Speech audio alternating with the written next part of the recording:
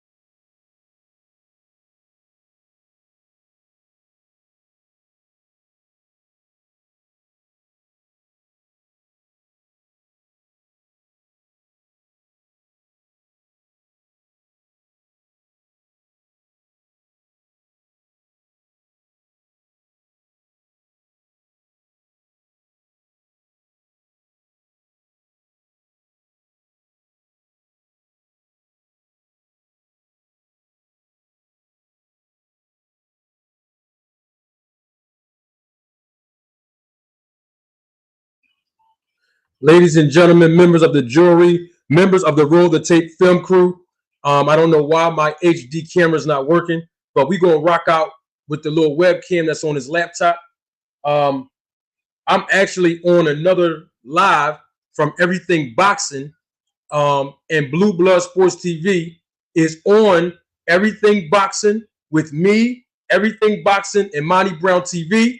I'm trying to get out of the live, but I need to talk to Blue Blood to see if he's going to come over here, just like he did with Everything Boxing by um, coming on their channel, coming on his channel. We're going to see if Blue Blood going to come here tonight. I didn't schedule Blue Blood to show up this evening. I didn't expect him to come this evening, but he's on somebody else's platform and he asked me a question, so I want to make sure that I answer his question. We still here live. Come on in. I welcome you all. Come on in, because I'm going to see if he can come on my channel so we can clear the airways with the falsehood and the lies that man is telling me. And we're going to deal with it. We're going to deal with it right now. I'm going to put my video on, but my HD camera is not working. Hold on one second, ladies and gentlemen. We're still here. I'm still rocking.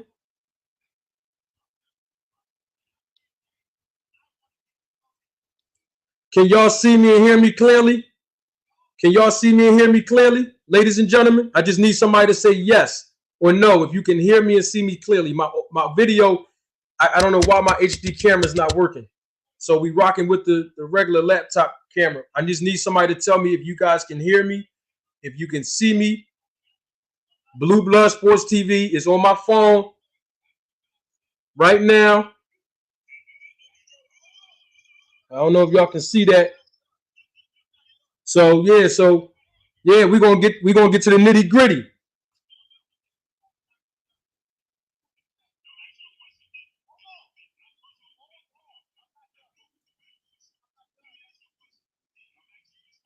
People like to finagle and play mind games with the wordplay. Hold on, y'all. Hold on, because I don't want to use Everything Boxing's content for this live. This Blue Blood talking. Hold on. We're gonna get right into it. We still here, y'all. Come on, I welcome you all in. Come on in. I welcome you to this live. My video quality is not there because I don't know why my video, my 4K camera is not working right now.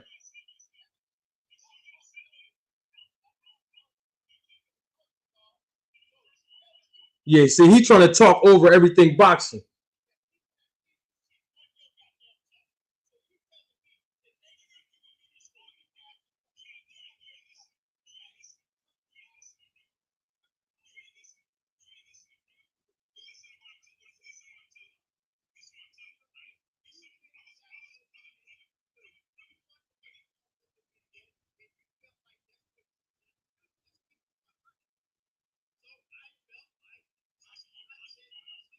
He's not gonna let nobody talk.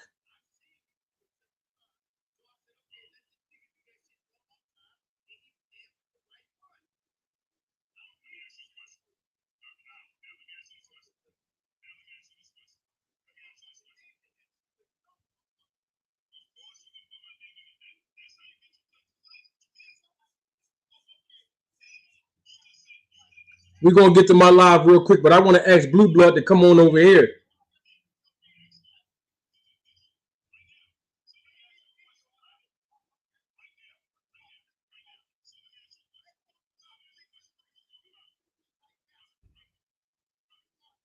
Philly in the building. What's up?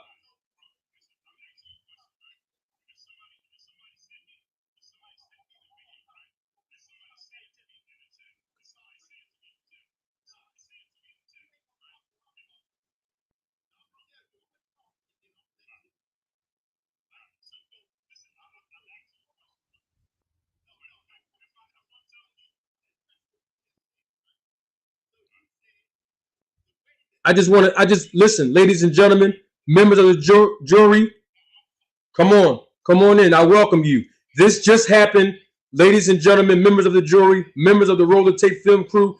All of this just transpired within a matter of 10 minutes. I was on a panel that I was invited to come on, everything boxing. I was on the panel. While I was on the panel, um, Blue Blood Sports TV. I guess he said something to Monty Brown TV or one of them. He came on in to Everything Boxing's platform.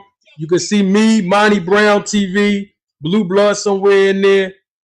I'm not trying to use his content for this live.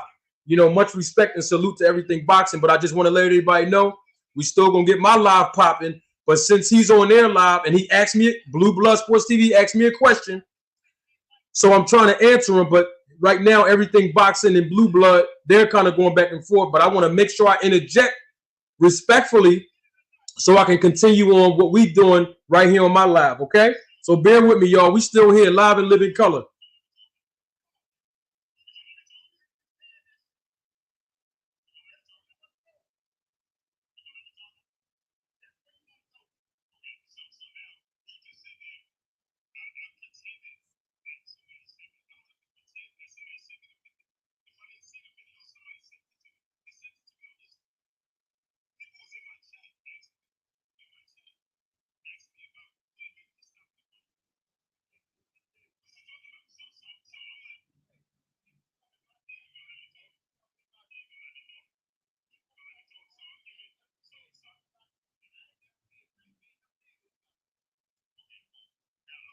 Shout out to Lamar Jones. Salute to the salute. New to the channel. Salute, good brother. Salute. Thank you for being new to the channel. Come on in, y'all. I welcome you all. We just have a situation going on with Blue Blood Sports TV, Monty Brown TV, Everything Boxing, and me all on the same panel on Everything Boxing's channel. So he came in um to respond to Everything Boxing, but he didn't want to really give me an opportunity to speak. So I'm trying to interject. Hold on, y'all. We still here. I welcome you. Come on in. Come on in the live. Come on in. Have a seat. We still here.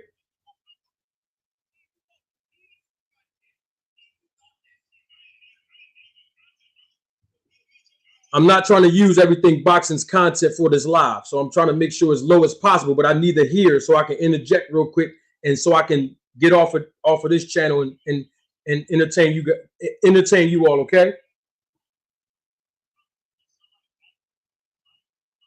Johnny Allison, I already updated the fans from day one what the issue is between me and Blue Blood Sports TV, and hopefully he'll be able to come on this channel this evening. I didn't anticipate him even coming on the channel this evening, but we welcome him anyway. I got to interject because we got to get on to my live right now.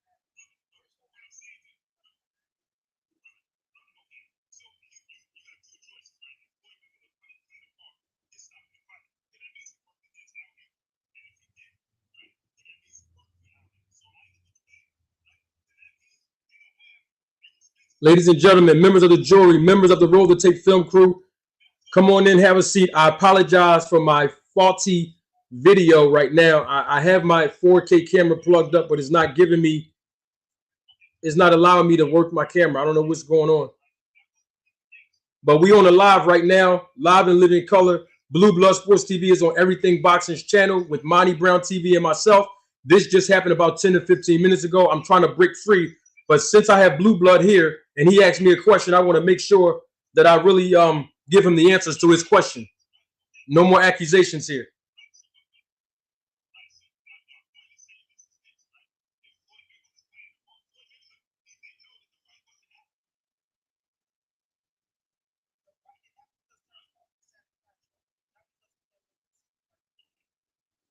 Well, can I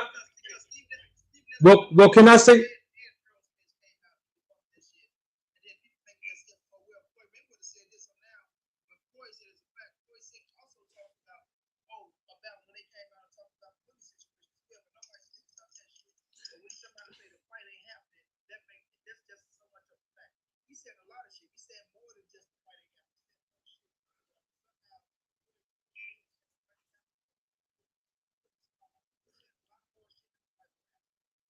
Can I interject? I'm gonna let Marty cook after because he ain't got to cook. But the whole thing, like I said, you watch my video, right? And my whole thing was, hey, if they talk all the time, could it have been a possibility that Floyd told Terrence Crawford,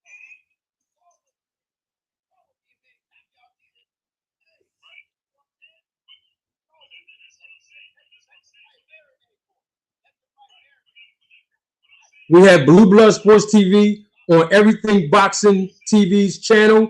Monty Brown TV is on the panel. I'm on the panel.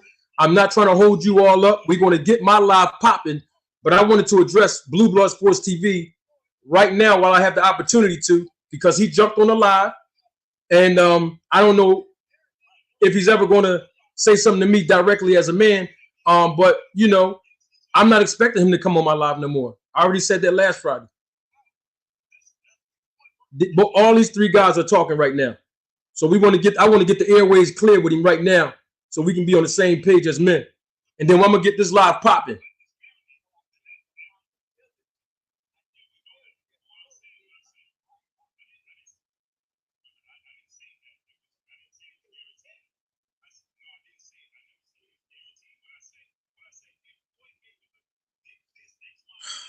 I want these guys to let me in real quick, man.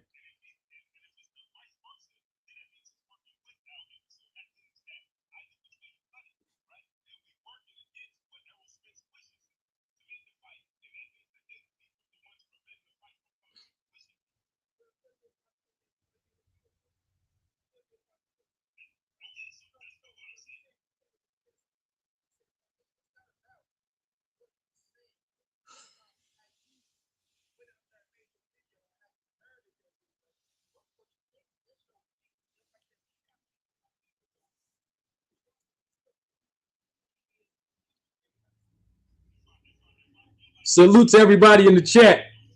Salute to everybody viewing right now. We got Blue Blood Sports TV right here on the phone.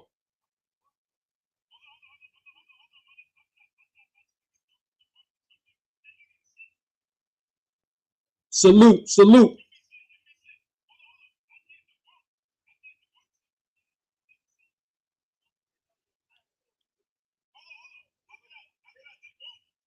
Trying to get in here, y'all, real quick, so we can get this live started between us.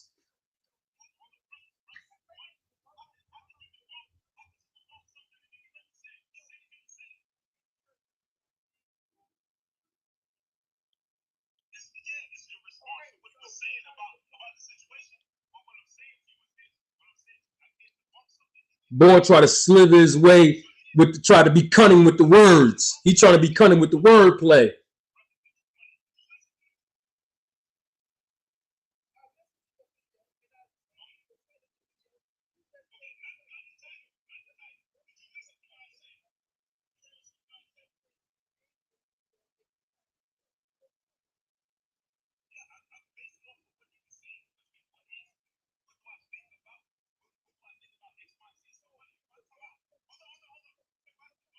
I gotta get my name. I gotta get my voice heard. Yo, they going back and forth, man. I'm trying to just get my. I don't know why my camera.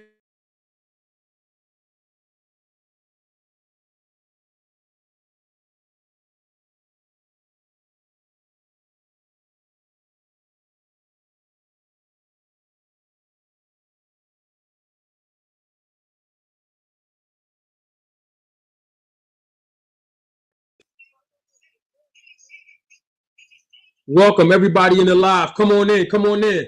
Blue Blood Sports TV is on the phone on the live with everything boxing TV. Come on in. Come on in. Welcome. I welcome you all. Come on in. Have a seat. We're going to get my live popping. I apologize in advance for the video.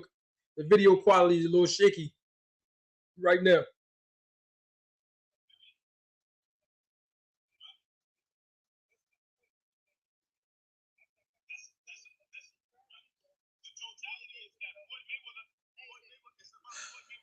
I'm trying to get a word in, y'all, so we can get our live popping.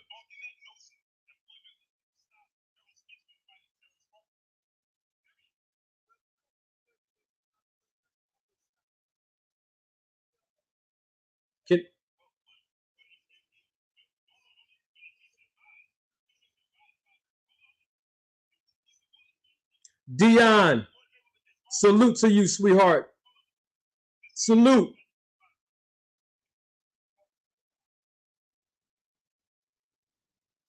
Can I get a word in?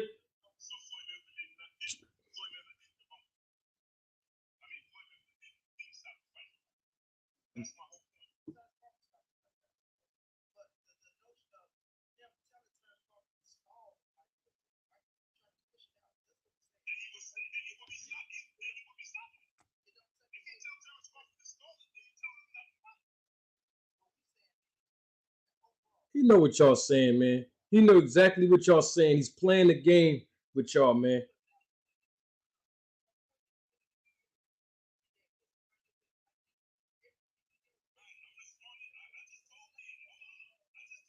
They're repeating themselves now, especially Blue Blood. It's him.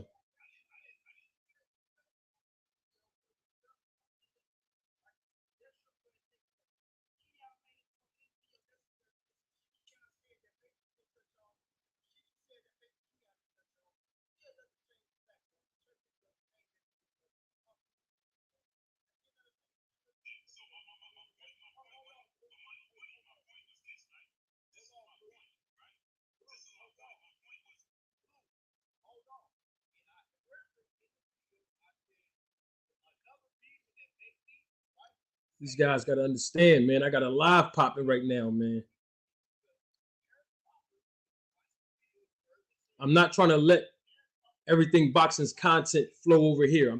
I don't do funny business like that. I'm just trying to make sure I hear. I'm trying to turn it down low enough so I can hear, so I can get my interjection in.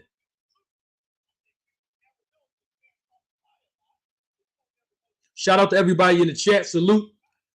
I apologize for my video quality not being as 4K as it usually is. My camera, here go my camera so y'all can see I ain't playing with y'all. This is my 4K camera.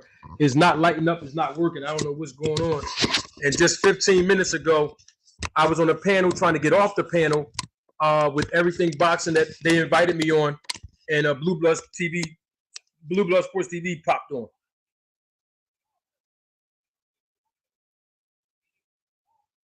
So I'm trying to get a word in so I can, dead this with them and be more attentive to you all in my live. Okay, we're going to deal with all of it right now tonight.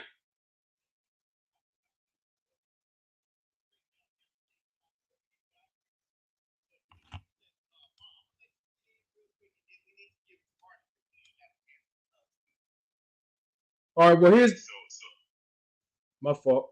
My fault. Yeah, so my thing was this, right? My point was when you saying that I needed content to make, no, what I'm saying to you is this.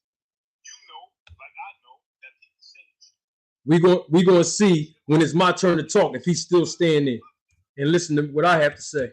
We're gonna end this, we gonna end this tonight. Or we can keep it going. I know what time it is. I don't back down from nobody. Y'all know what's up. Salute to everybody in the chat. Welcome to everybody in the live that's going to be watching this on the replay. We got Blue Blood Sports TV on my cell phone right now. He's not on my cell phone like I know his number and he knows mine. He's on a panel with everything boxing, Monty Brown, and me. And I was trying to get out of it, and then he pops on. So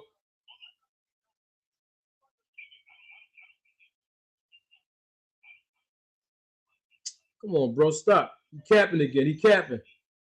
He's saying he don't get the notification when somebody tag him in the live or tag him in a video. We know that's not true.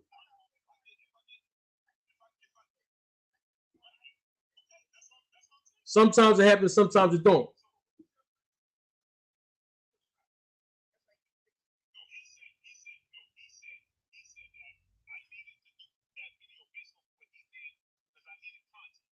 We're gonna put it all out here now.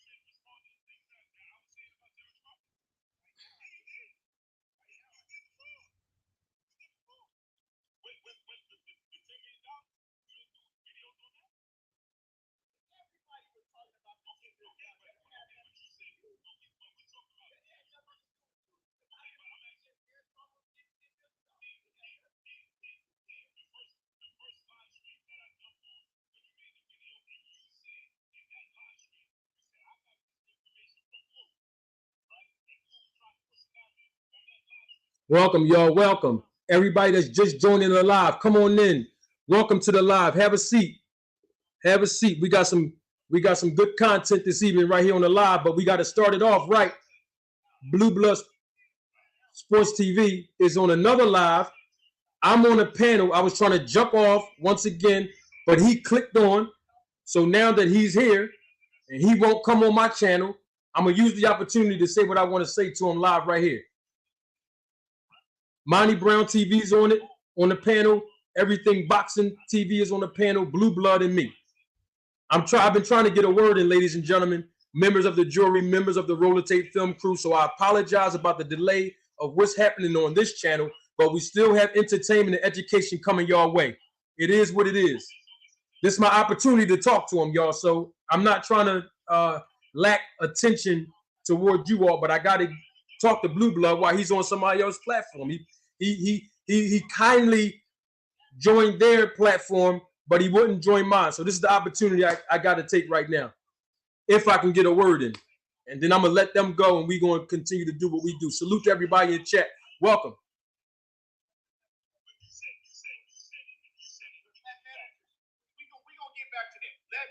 Marty get his word in because he's been sitting up there. I appreciate it. Let's get right into it. Let's get right into it. Blue Blood, I have 2 questions for you, sir, and possibly more. First question, number 1.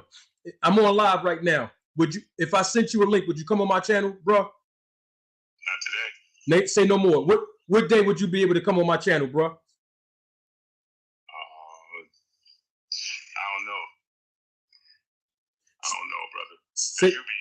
You made that whole live stream pretending that I had a conversation with you, and this particular day at this particular time I was supposed to come on your live stream, and I didn't show up, bro. That's a lie. Let me ask you a question, Blue Blood. Did you ever hear me say that you? Hold on. I'm asking you, was that a lie? When you did that live stream talking about I was supposed to come on there at that particular time and all that, was that a lie? Absolutely not. I never said that you were supposed to come on. I'll give you an example real quick, Blue Blood. Can I finish my statement? Hold on. Let me finish my statement, sir. Let me finish my, no. I was in the middle of talking. Let me finish. No. Let me, hold up. Let me finish my statement. Blue. I'll let you talk, brother. We gentlemen around here, bro. All right. Now, just like you didn't have an appointment to jump on Monty Brown TV's live, just like you didn't have an appointment tonight to jump on Everything Boxing Live, then you don't need an appointment to jump on my live after you said what you said. You said you was going to come on my live, bro. You invited yourself. Now, didn't you invite yourself? Hold on. Did you invite yourself to my live, bro? I didn't ask you that. Did you invite yourself to my live, bro? We talked on Money's channel, right?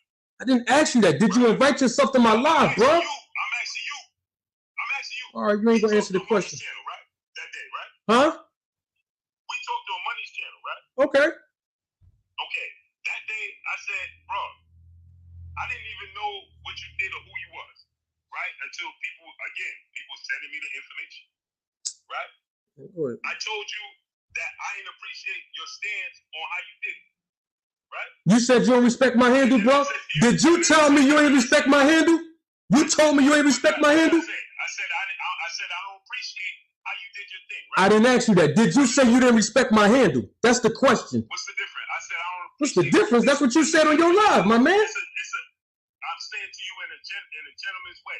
I don't appreciate how you doing your thing, your content, right? Did I not say that to you? You know, what you said was you said you didn't appreciate me exposing you. That's the exact words that you used. I got the footage. I can pull the tape, bro. I never said I didn't appreciate you exposing me. I said I don't appreciate what you're doing and how you're doing it, and you making videos talking about you exposing me this and exposing me that. You earned that. That's what I said to you, right? Right, you earned that. So here's the thing. Then you did a live stream 3 weeks later talking about Blue Blood was supposed to show up and didn't show up. What you talking about? Well, Monty Brown TV can attest to the reason why I waited so long, and I can clarify it to you right now. You said 3 weeks. It don't matter what Money do. No, it does because of what I told. This is what I'm telling you. If you wanted to set up a live, you could have reached out and said, "Let me set up a live." You didn't do that. I didn't reach out to your Instagram, sir. Whoa. Right now, I'm on my live stream doing a live stream, and then people are sending me this live stream, right? Okay. So it wasn't scheduled. Blue Blood Sports TV. When Money was on his live stream, right?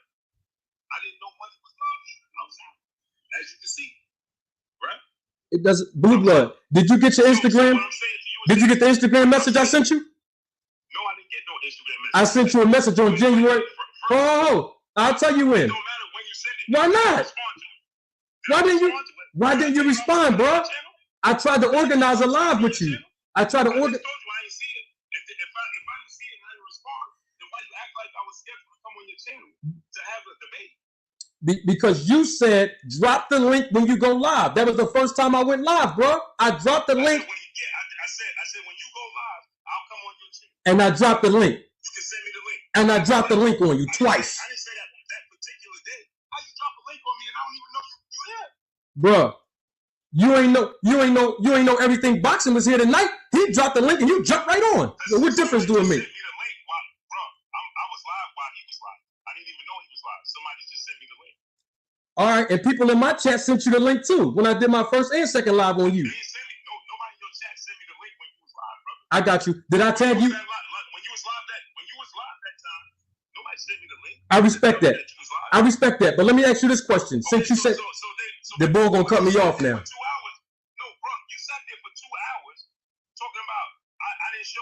Let me ask you a question, Blue Blood. Did you get the notification that I tagged you in every video as a man that I did on you? No, I didn't. You never got a notification when I added your name in it, bro. I added your name in it, bro. Everything I did about your name. Brother, you added my name in it, and I didn't get it. So I should be penalized because you keep never getting no notifications from me. Brother, I got hold on. Let me explain this, brother. I got shit to do in my day. So do I. So do I. Okay, so then what is you talking about? I'm just saying you never get. I don't know when you go live. When you go live and you do your thing, you do your own thing, brother. Bro, I gave you 24. You trying to build your content over me. How? Look at my. Hold up. How did I try to? Oh, let me ask you a question. Okay, I'll give you that. How what? I'm gonna ask you how. How am I trying to? Let me ask you. Hold on. Relax. How am I trying to build my content off of you when you was watching my content before I said anything about you when I was talking about Crawford and you threw shots at me? So how was I trying to build my content off you, bro? Oh, now you playing dumb. Okay, no problem. Okay, so you never threw no. Brother, what shots I threw at you, brother? Well, I don't know who you are. You knew who I was to say I was. I don't know who you are. You knew who. I don't know who you are. Got you, I but know who you are right now because you make 10,000 videos about me. no. I only made about 3 or 4, bro. You ain't that important. Check this out. You knew who I was. Every day you make a video. No, I don't. Hey, Blue. Let's be honest. Blue, I did one live last Friday, and this is my first live in 7 days. Now, be honest, Blue. Didn't you stop and let me talk? Bro, you're being emotional. You got to let me talk, bro. You got to let me talk. I promise you I'm going to let you talk. We gentlemen. I did one live last Friday and tonight. That's 7 days where I'm doing a live. You did 4 or 5 live in the last 7 days, and you talked about me in your live. Yes or no? I didn't ask you because I asked you yes or no. Did you do the live every time? Brother, did I do a live about managing Money? Absolutely not. You made references. Bro, you made references of me, bro. Brother, you gonna let me talk? I just want to hear yes or no. Because people are in my chat. I don't care what they say. Bro. Brother, it does matter, brother. I'm responding. I talk to everybody in my chat. So when people are in my chat and they're saying, hey, Manager Marty said X, Y, and Z. Manager Marty said X. Manager Marty said Manager Marty. Okay. That's why I'm responding to people in the chat. Okay, I respect that, but what I don't respect is you because you did listen. You're referencing me in 4 different live videos in 7 days, but you call me a weirdo, water boy. I live in a linen closet with mothballs, and you call me Eminem Stan. I never insulted you, bro. I never insulted you though. You're making 10,000 videos with my name in your title. You know why? Because you. I ain't never had a conversation with you, brother. Build your content based off of others. Listen, let me explain something to you. All right, I got you. Now let me. I got you, but let me say something to you. You can't. Let me say something to you. You can't be the big bad wolf and Little Red Riding Hood all in the same story. Because when you get on your channel, you're the big bad wolf. But now, right now, you want to act like you're a victim when you started this with me. And let me explain something to you. I didn't start. All right, no problem. Well, I'm gonna finish it then. All right, cool. You don't want to. All right, there you go. Lies. I don't know who you are. Okay, cool. No problem. I don't know who you are. No problem.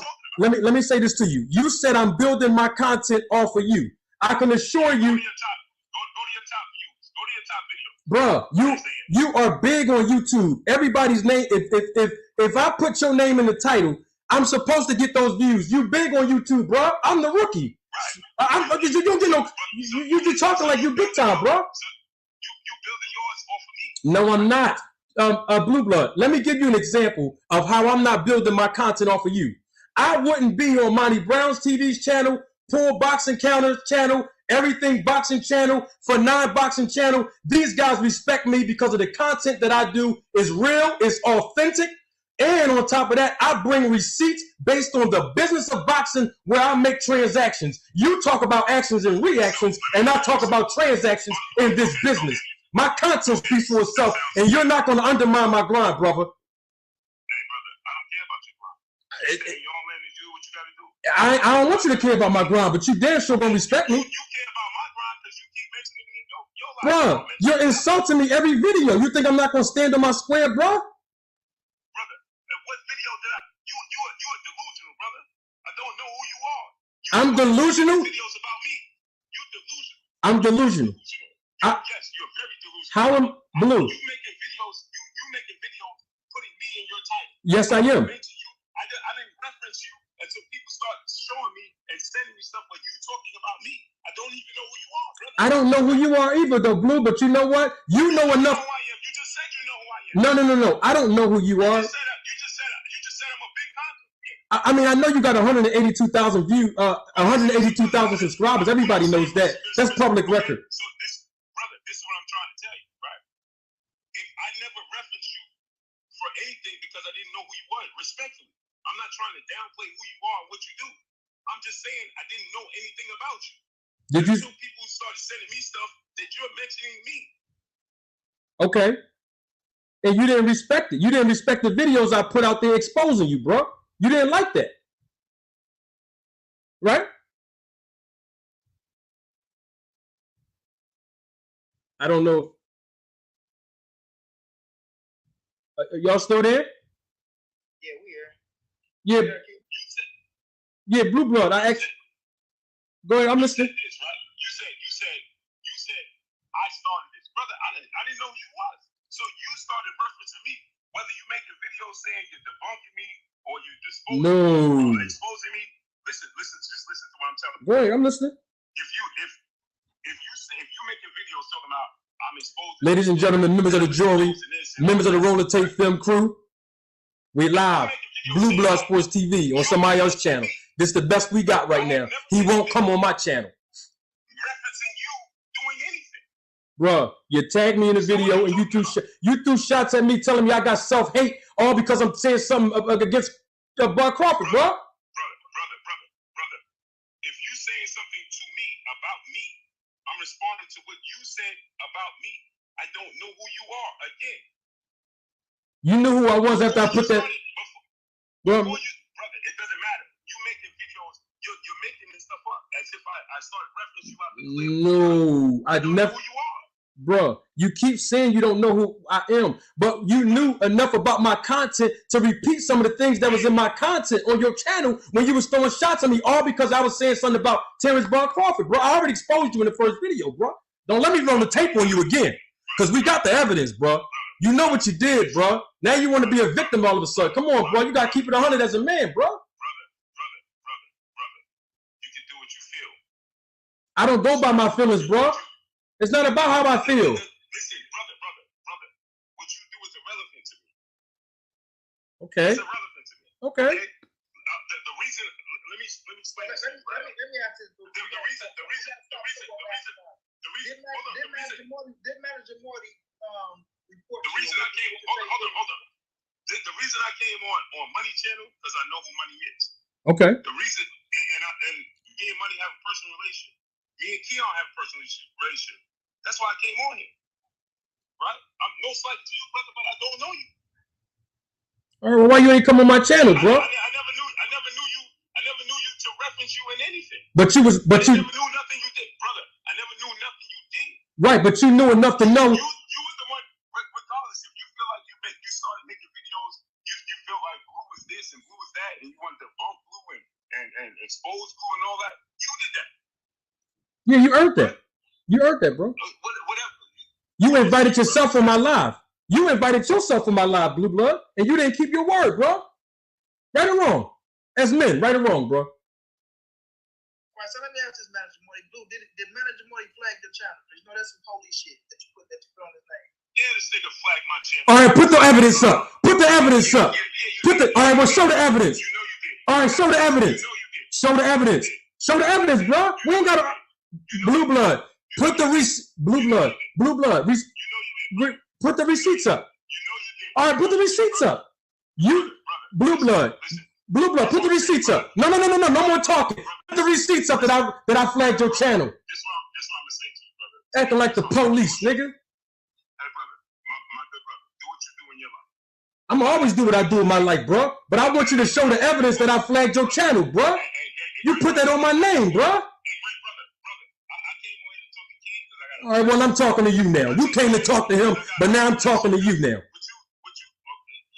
what you do in your time and make your videos based off of me, and that's... You ain't that important, Blue Blood.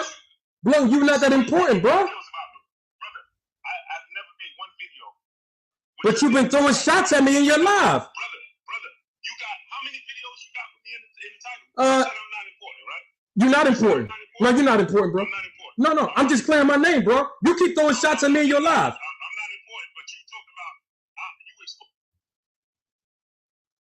Hello?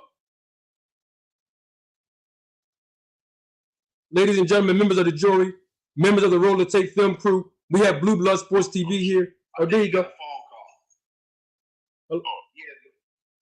So this is my thing, right? You made a video talking about Blue Blood lied about this. You did. Exposed about this. You did. But who cares, brother? The fans care. The viewership care. The subscribers care that you lied, bro. Like I said, you're a scam. You're trying to build your platform based off of my name. Why? You keep putting my name in your title. Yeah. Don't know who you are. I'm Okay. saying it again. I got you. Don't know who you are. Don't know what you do. And blessing to you. All right, no problem. But I have never made one video with your name in my chat. I know. Do you? Because I don't know who you are. Right. So that's just. I respect that. I respect that you don't know who I am. Okay, cool. So you was the one that started making videos talking about Blue Blood did this and Blue Blood did that. You putting me in the title, but then in the same token, you're running around talking about I'm not that important. So why you I'm gonna tell you why. If you let me tell you, the reason why is for two reasons. Number one, because I don't do sneak disses and I don't do subliminals like you do. When I sneak diss somebody I don't know, bruh, if you let me give you an example. All right, let me give you an example. If you put Terrence Bud Crawford name in the title, Tank Davis name in the title, Ryan Garcia name in the title, and then when people click on it, you spend 30 minutes talking about manager Marty, that's sneak dissing because you're doing subliminal, bro. Okay, let me say this again because I don't know. No, you ain't got to repeat nothing to me. I heard every word that you said. I want the receipts that you said I flagged you and I reported your channel, bro. You're disconnected. You disconnected with reality. No, I'm not. You ain't gonna project that on me. You can keep those tactics over there. You ain't gonna try that with me, brother. You don't know who you on the phone with, but you don't know who you on the phone with. Don't do that with me, brother. I want you to pull the Blue. I want you to pull the receipts up. I just want you to pull the receipts up that I flagged your channel, bro. You put that cop stuff on my name, bro. Obsessed with you. Obsessed with you. Please. Please, bro.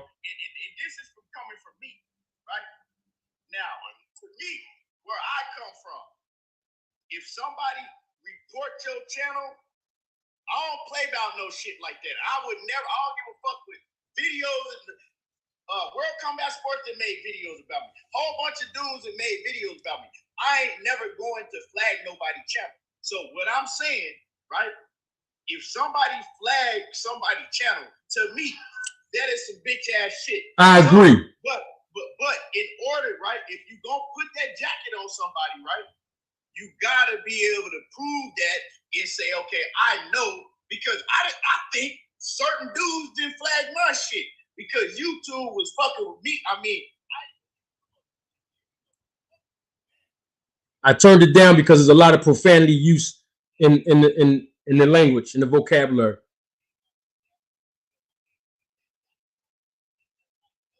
Dorian Daniels, he don't want that.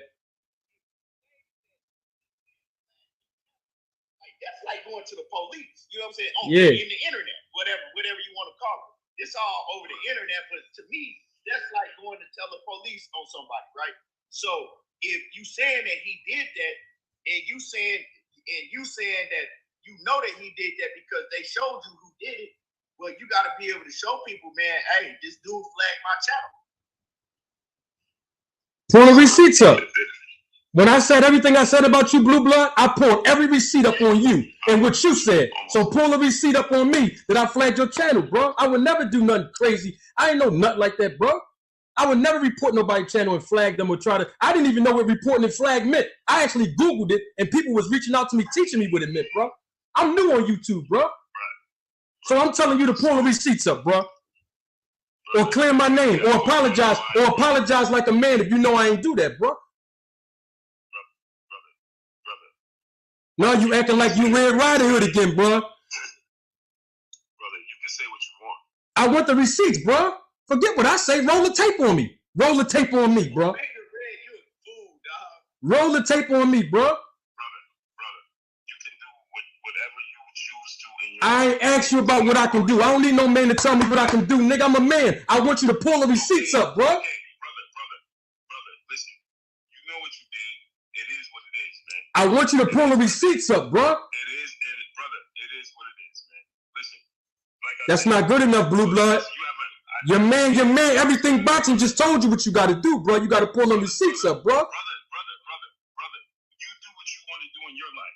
Bro, I don't need no grown man to tell me that, bro. Okay, so why you keep referencing me, brother? Because I want you to pull the receipts up for lying on me, bro. Oh, okay, cool, brother. Listen, like I said, I came here for tea and money. Well, I'm talking to you now. Eminem, yeah, okay. All right, well, come on my live now, then. All right, I'm gonna send you the link. Come on my live now. Talk to me. Talk to me. I'm gonna send you the link of my live, bro. Brother, I'm not coming on your channel. All right. We don't have to have a conversation. Don't want to kick it with you. Don't want to do I never said I wanted to kick it with you, bro. What are you talking about? Okay, so brother, listen. Go ahead. You keep making your videos about me. I don't need to make no more videos about you. Okay, cool. But if you don't listen, but I'll make a deal with you. If you stop talking about me and throwing shots at me subliminally and calling me Eminem Stan and all this fake stuff, I promise you I won't do another video on you as a man. But if you keep on doing that, bro, I'm going to spin a block on you again. I'm telling you that to your face, bro. So if you don't make no videos of me and throw no shots on me, man to man, content creator to content creator, I promise you, bro, I won't make another video. I thought it was over after 2 weeks ago, bro. That's all I'm saying. But I'm going to be a man and stand on my square just like you would. Hold up. You made in your top 10 videos, it's me in all your videos. What's your point? That's a response to what you said. How's it responding to what I said? Bro, I can pull up every live you did when you throwing shots at me. Blue Blood? Okay, brother. You throwing shots at me in the last 5 lives you did, and I ain't saying nothing about you, bro. Because you the one making videos about me, talking about I didn't show up in your live, talking about I did this. All right, what happened before that then? I don't know who you are. Again. You I don't know who you are. you in the business of boxing, right? These videos about me. All right, I got you. I got you. But that's in response to what you saying. Your top 10. No, that's not in response to what I'm saying, brother. Bro, I got evidence. I got the receipts, bro. I'm on my live channel right now, and they know I got receipts of everything you say, Blue Blood. You the one that making these videos about me. You made videos about me a month ago. You made videos about me before that. What are we talking about here? Because I'm responding to you, brother. I'm responding to you. Brother, you made a video about me a month ago. I came on that's before I came on Money Show, right? And we had a conversation on Money Show, on Money Brown Show, right? You told me to drop the link in my live, and I did. I did everything you asked me to do, bro. I did everything you asked me to do. I dropped the link, and you didn't show up. Just like Everything Boxing just sent you a link tonight. You showed right up, but you wouldn't do that to me, which is cool. You don't know me, but Brother, I came here before I asked Keon to send me the link right now, brother. What are you talking about? No, I know that, but I'm just saying you came on his live. I dropped the link. You didn't come on my live, which is cool. You don't know me, but let me give you a challenge though, since you don't know me. No. When you went live again, brother, this is what I'm talking about. This is where the delusion and the disconnect comes. When you went live on your live stream, brother, I did not even know you was live. You knew I was live. I tagged you in every advertisement within 48 to 24 hours before I did it, Blue. So stop acting like you didn't get the notification, bro. You're tagging me and stuff don't mean, brother. I don't have time to check in. Let's respect the time. Salute to Fanan. Salute to Fanan. Go ahead, Fanan. You want to say something, bro? Look, hey man, first of all, let me say this, man. I enjoy this conversation, man. Salute to Everything Boxing on all your success. First, let me say this first and foremost. Congratulations on your success, brother. You are one of the very few content creators that can do 100,000 on a live stream, on videos that you're doing, bro. I see all your numbers. I don't watch your videos. I see you come by my channel sometimes, brother. I respect your work. Appreciate it. Money Brown. I respect your work, brother. I see you doing what you're doing. I respect your work. Blue Blood Sports TV. I know you, been known you. From the time you had 1,000 subscribers and I had 2,000. I know you. And I respect you. and I know you. Money, manager Marty, I respect you. I knew who you were. Everybody knew who I You were was. on YSM Sports. That's correct. Everybody knew who I was since YSM Media. Let me assure you of two things. No YouTube creator knows who flags their videos. Thank you. So he lied on me. Said you got to get a certain level up in a certain status to know where it comes from. Flagged your videos is in the case of a copyright violation. That is the only time you know. Period. I went and I requested, because my video was flagged today, and I went and talked, and I have 103,000 subscribers. I asked, I had my own personal YouTube contact, and I asked them, I think somebody flagged my video. The only thing that they would tell me is that the automatic system flagged it. They would not tell me, because I wanted to make sure that I knew. If anybody that has a YouTube channel goes to their YouTube creator studio, I will get off this if you talk over me. Oh no, I'm telling you, that's not true. First and foremost, see. Hold on, man. Stop. Hold on, man. First of all, that's not true. That's the furthest thing from the truth. Everybody. I'm not going to filibuster me. I am not going to filibuster. See, he talking over for 9 now. No, it doesn't matter what you say. It doesn't matter. That's not the truth. First and foremost, that's not the truth. Yes, you can. Yes, people do. Yes, they will tell you, brother. Yep, he ain't gonna play them tactics with me. Yep. Tell him for 9. Brother, I don't care about confusing you. You are not going to change my point. You are not going to talk over. See, he mad because for 9 exposed him. I'm telling you this. The big timers know who I am. Everything boxing know who I am. Pro counter boxing know who I am. Angry Man Sports Media know who I am. YSM Sports Media know who I am. Monty Brown TV knows who I am. And these guys have saluted and respect me and gave me the utmost respect as a new content creator. But Blue Blood don't know who I am. He lied on me, y'all. You can definitely find out who flagged your channel, because you can also petition those people. I am not going to listen to you, because you are going to try to get me off my point. Yeah. That is nothing but a fucking red herring where you're going to try to get me to talk about something fucking else.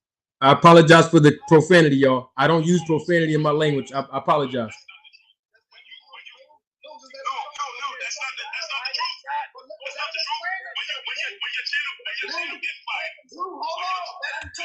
Let him talk and then you can talk.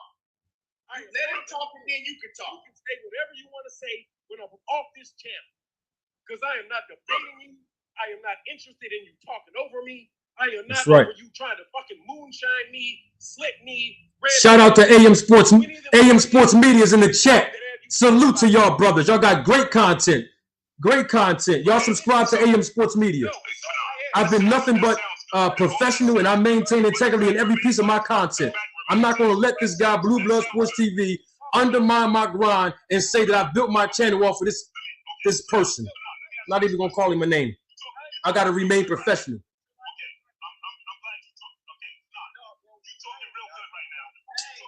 Blue Blood know that he's lying, bro, and he still won't admit it.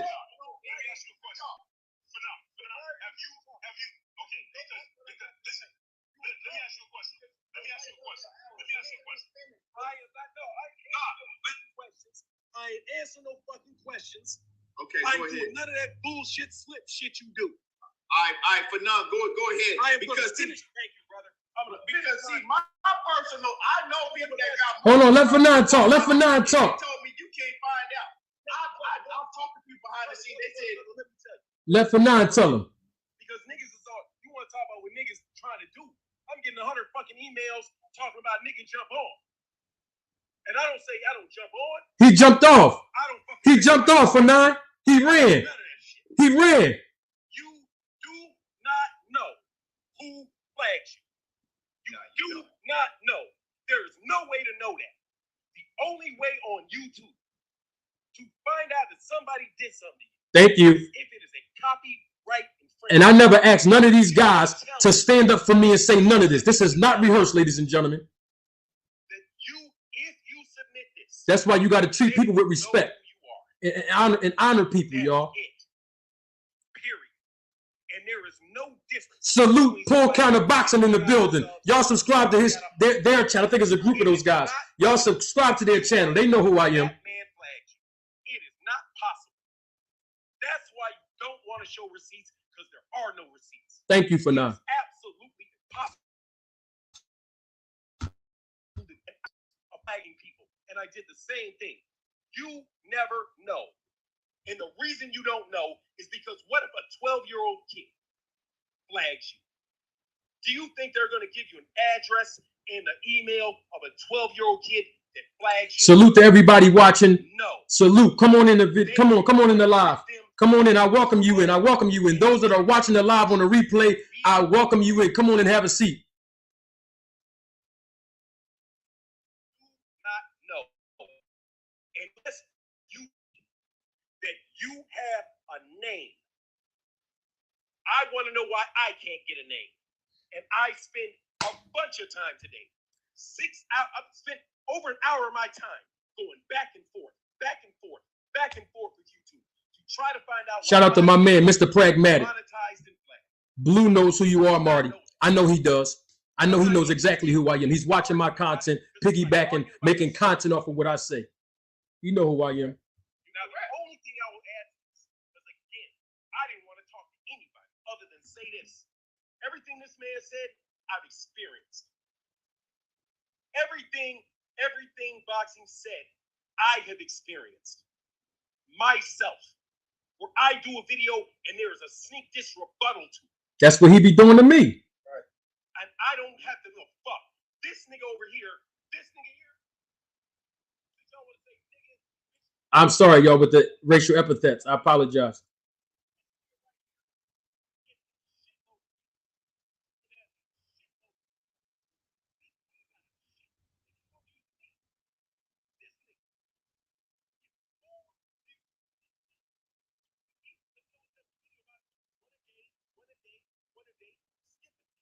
Basically, who said that? Mishi.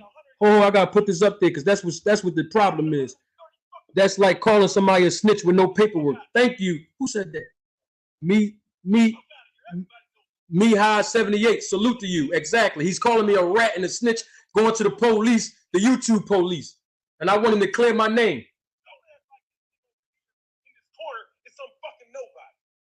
He's referring to me. I apologize for the language. Everybody know I've been in a hospital for being half zooted because everybody spread my shit on YouTube. Fuck what you niggas talking about. You think niggas been hating on you? Niggas hating on me so goddamn bad. Fuck the bullshit. Everybody out here trying to get money. Everybody out here trying to be a fucking man. Sorry for the language. Sorry for the language.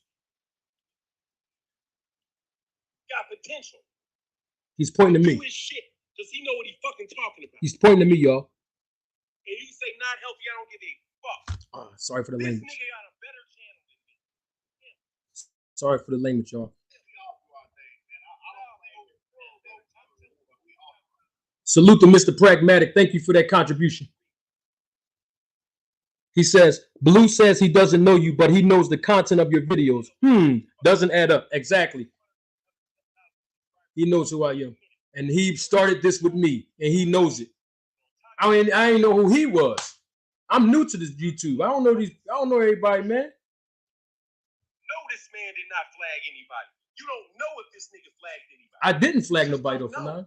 I didn't do that. I ain't don't no sucking know. like I get that. flagged all the time. Do you think all these cats wouldn't be calling out niggas that they could just find out the flag? He keeps saying he don't know who I am. Well, since he's in the business side of boxing, all he gotta do is ask 3 people in the business of boxing, and they know who I am. Come on, man. Man, just call it a fucking buck. Right. Just call it a fucking buck. Sorry for the language, y'all.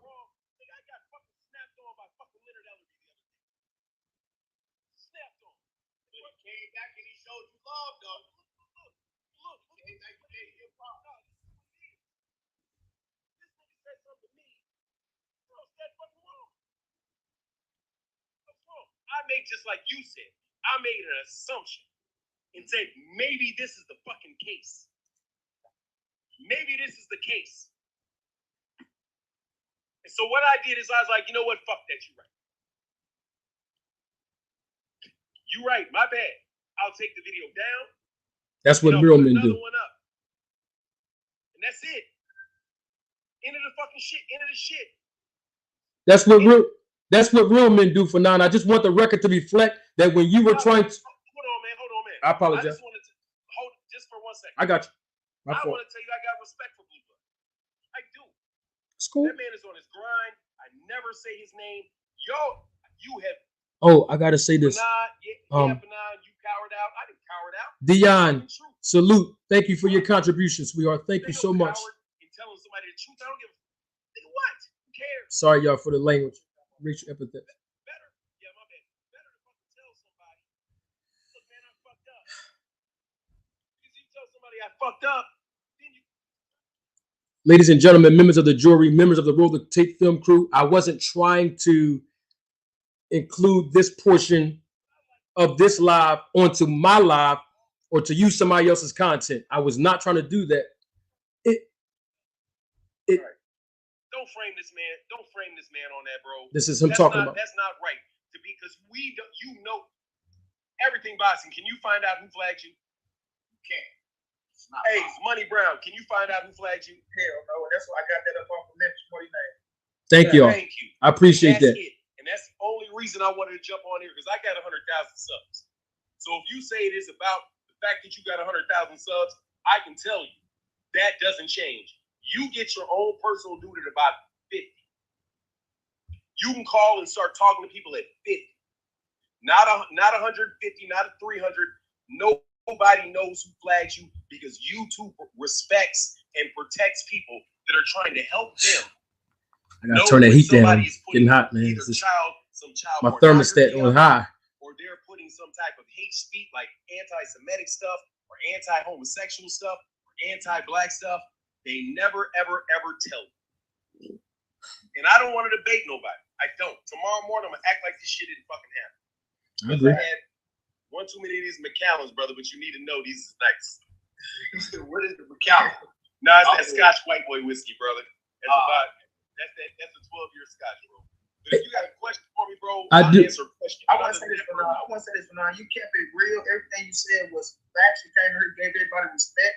You know, and no disrespect to Blue. We all got love for Blue Blood. But at the same time, we're the hardest working man out here. But I'm not going to just keep like, Blue, we going to keep it real, man. Like, I'm not just going to keep letting this shit go by. And like Keon said, like, Blue, there's plenty of videos I've seen you took up as soon as I dropped the shit. And I got the fucking receipts. Me too. You feel me? You do that to me too. One of my the best videos I do. I see you come behind a nigga, bro. Like, you do the same thing to me. Goddamn, do it again, bro. Yeah. Like you trying to when you go out there say you debunking somebody, this, that, and the third. You can make the title something different and still get the same point across, man. So we know what you're hitting at. You know what I'm saying? So we know what it is. You jumped on that Fred train, and now I don't know if that put something in you to make you think that, or every motherfucker hating on me, or because I'm going. I don't need nothing from him. I'm a businessman. I don't need nothing from him. I'm obsessed with him. The ladies love me. I'm being obsessed with a man. Come on, stop it, bro. You ain't doing that, bro. Like I said in my video, you got World Combat Sports for that. You got motherfuckers. Ladies and gentlemen, I just want the record to reflect this, and I'm going to make a note of it on Everything Boxing's channel that Blue Blood Sports TV ran off the live. He ran when Fanon was telling him the truth about lying on my name, about me flagging him. He ran. And he doubled back on it. Oh, I don't know if I'm coming on your channel. Not tonight. I said, when you coming on, if not tonight. I don't know. Then at the end, I ain't coming on your channel. Which one is it? Mike Harrison, my guy. My guy, salute. Mike Harrison. Thank you for your contribution, sir. Wow. Is that Blue talking like that? Wow. No, that's not Blue. He ran, Mike Harrison. That's Monty Brown TV. Monty Brown TV. Fanon International Boxing and Everything Boxing TV. We all on the panel. I apologize for the cursing, y'all. Y'all know I don't really do that on my channel. But hey, we here now. There's nothing I can do.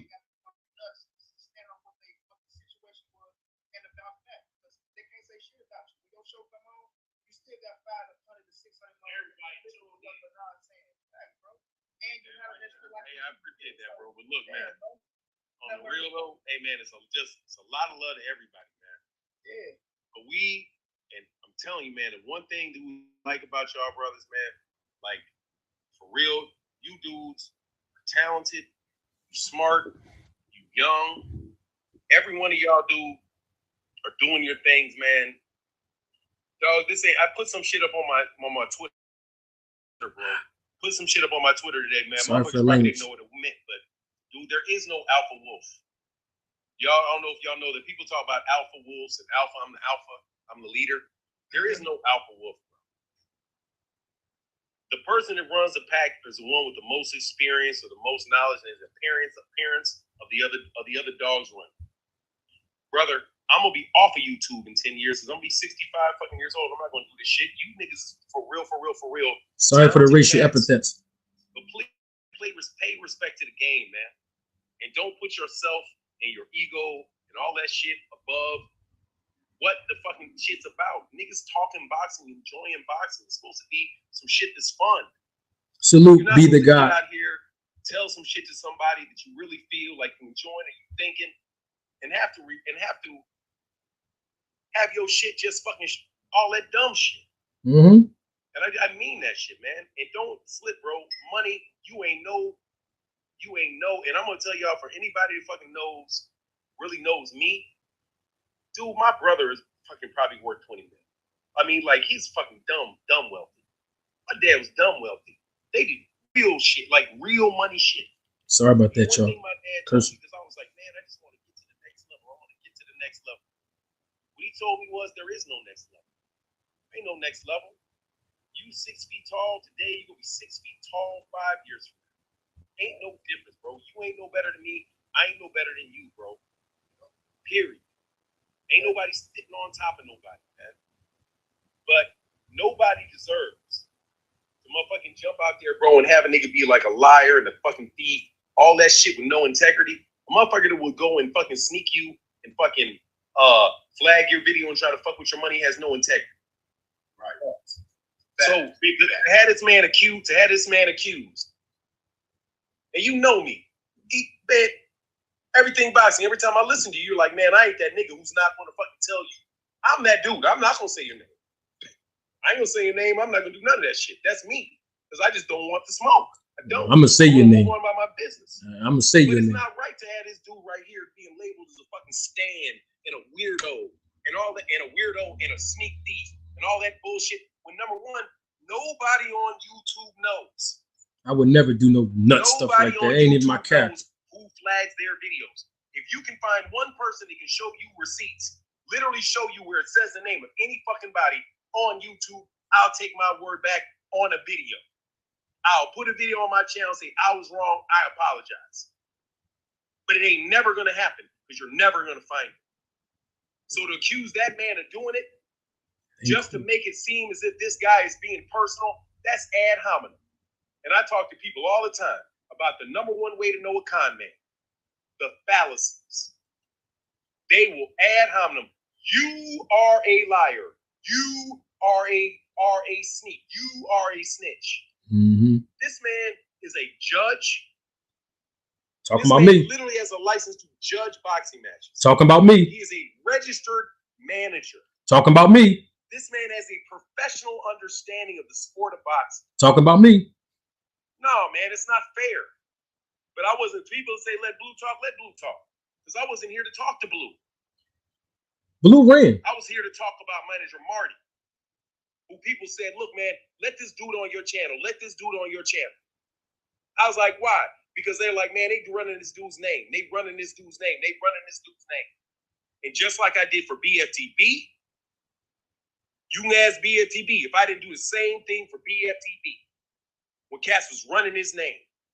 The first thing they did when they ran his name was I let him on his channel. And I was like, on my channel, let him have a whole live stream. And that's what I did. I remember that, Bernard. I remember it. Gave him the whole live stream. It's not fair, bro. It's not fair. Everybody trying to earn their money. Everybody trying to do their thing. Everybody trying to get ahead. And if you a fuck up, you a fuck up. If Leonard Ellerby checks you and exposes you, cool. Leonard Ellerby checked me. Leonard Ellerby got me. I'll be like, my bad, and I'm gonna keep as real men. That's right. If manager Marty did some shit to me and said, hey, Fanon is wrong about this, Fanon is wrong about this. Hey, man, if it has to be, I'll tell you. Just like Cass was like, oh, Fanon is this. This is why you ain't seen Fanon in 6 months. Did I lie and say, no, that ain't why you ain't seen me in 6 months? No. It ain't. It is exactly why you didn't see me 6 months, and it is what it is. Let me say this real quick. Everything that I said on my live and in a video about Blue Blood Sports TV, I tried to remember so I can say it to him to his face on his channel right here. I'm not gonna never sneak this and say nothing bad about no man and do no reporting and flagging nobody. That's not in my character, man. I'm gonna say what I say to him because he started this, and like I told him, I'm gonna finish it. He knows he started this nonsense with me. He knows it, and he won't honor it. And God bless you, Blue Blood, but I wasn't gonna let you talk over me in order to do that. But that man right there does not deserve that. Because there's no way that is true. Fanon, before you leave, I want to give you your flowers right in front of your face. I want to tell you, man to man, I respect you and I appreciate you coming and educating me on this whole reporting and flagging thing and standing up for what is righteous and what is true, even though you do have a high level of integrity and a high level of subscribers. You didn't have to do that, bro. So I want to tell you, man to man with integrity, I appreciate you. Thank you so much, brother. Appreciate it. Thank you, brother. Hey, y'all carry on, and God bless you, Blue. And God bless you, Blue. I mean it. God bless you. Well, Blue ran already. He ran already, Fanon. He ran. So. No, I mean, he didn't run, bro, because I wasn't going to talk to him. He wanted to talk. I didn't want to talk. Because that's not what I was trying to do. I'm not trying to get into some back and forth stuff where I don't get my point out. Mm-hmm. I'm going to get my point out. Mm-hmm. And that's a fact. Hey, because you get into this shit, you trying to make a sorry for the language. Take you down memory lane all the way around the corner. You forgot to call you ass. It's called let me tell you. It's a tactic. And I'm telling this shit all the time. It's a tactic. Go look up your fallacies. It's a tactic that he uses. A lot of brothers from that didn't go to, I don't want to say nothing about college and all that shit. If you really want to know, have you ever seen that movie where they talk about the 12 pantomimes of a bad liar? True. It's a movie that they call it. It's like, I know, like the Sicilian gangsters, like I know how to tell you that you're a liar. The 12 pantomimes of a bad liar. Somebody keeps calling you, cutting you off. Yep, that's him. Somebody that tries to change the subject. That's him. Somebody that takes an argument. Somebody that blames you personally. Projection and flipping. Reverse psychology. Yep, we know all the tactics. You don't know who you're on this phone dealing with, man. A fallacy. That's right. People that think I'm smarter than I'm not, that's cool. Prove me wrong. Blue Blood think I'm stupid. When the next person says that you blocked, you flagged them, do what Manager Marty tried to get people to do. And show them how they know. Roll the tape. That's right. Money talks, bullshit walks.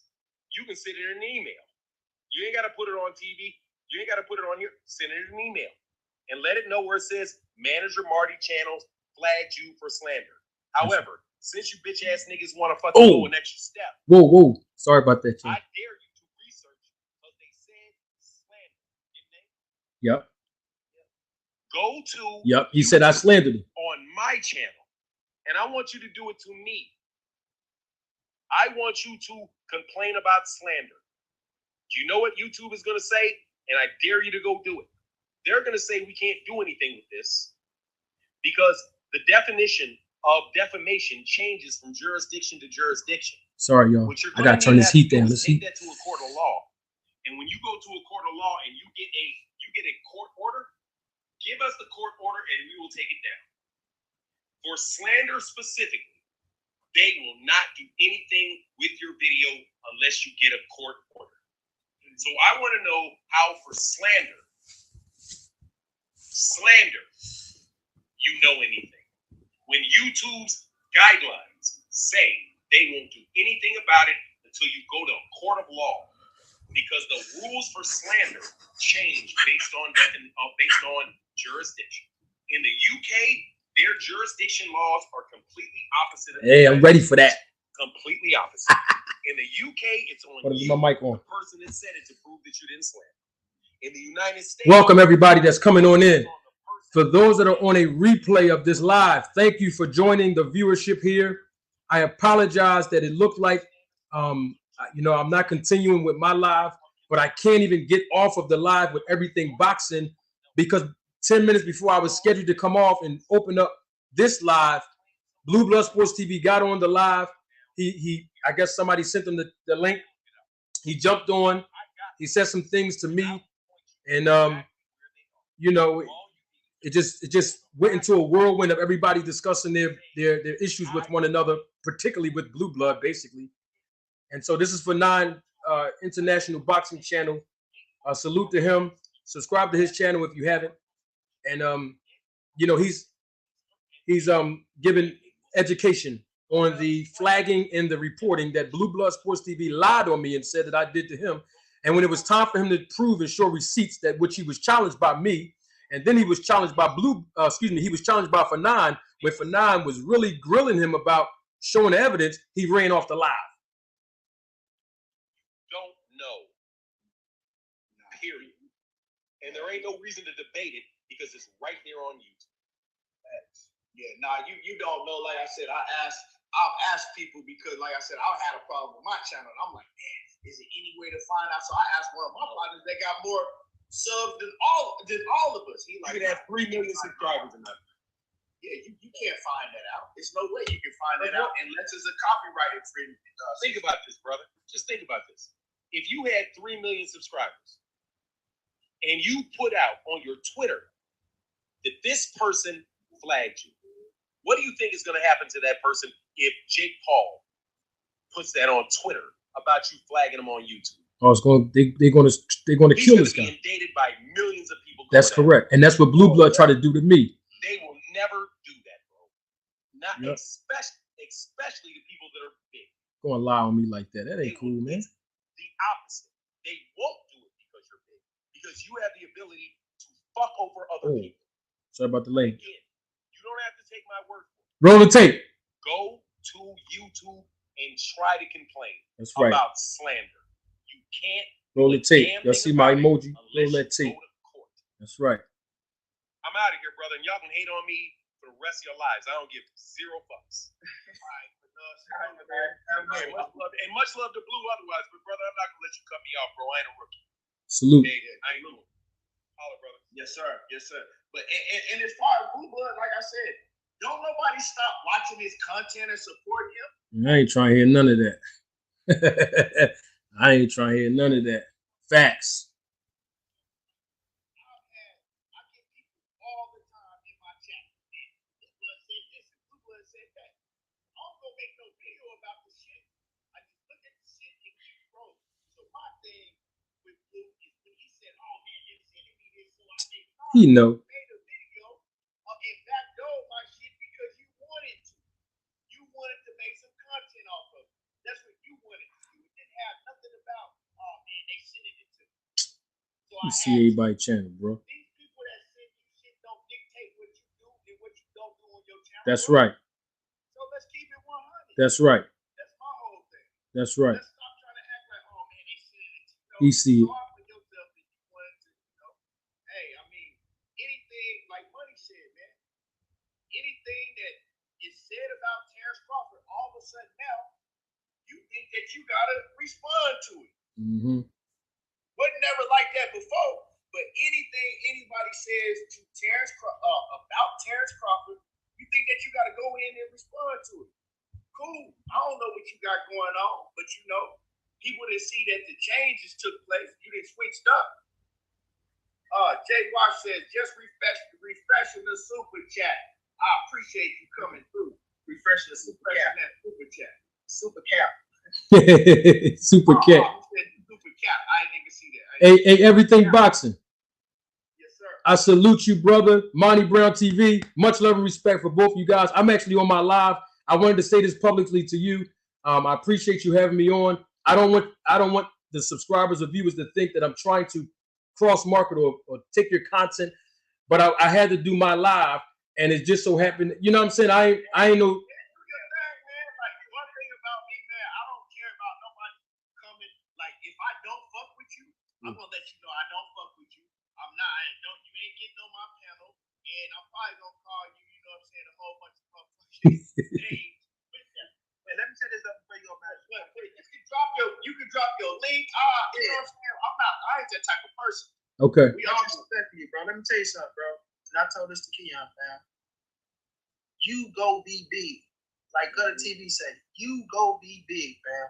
Stick to who you is, man. Continue being, you ain't gonna be everybody else's cup of tea, right? I ain't gonna say everybody. You're not gonna be everybody's cup of tea. So a lot of people might not fuck with Manager Money. Everybody not gonna fuck with Keon, everybody not gonna fuck with Money, everybody not gonna fuck with Blue Plus TV. But as long as you keep doing what you're doing, fam, you go make it on this YouTube shit. It's gonna be a stretch, right?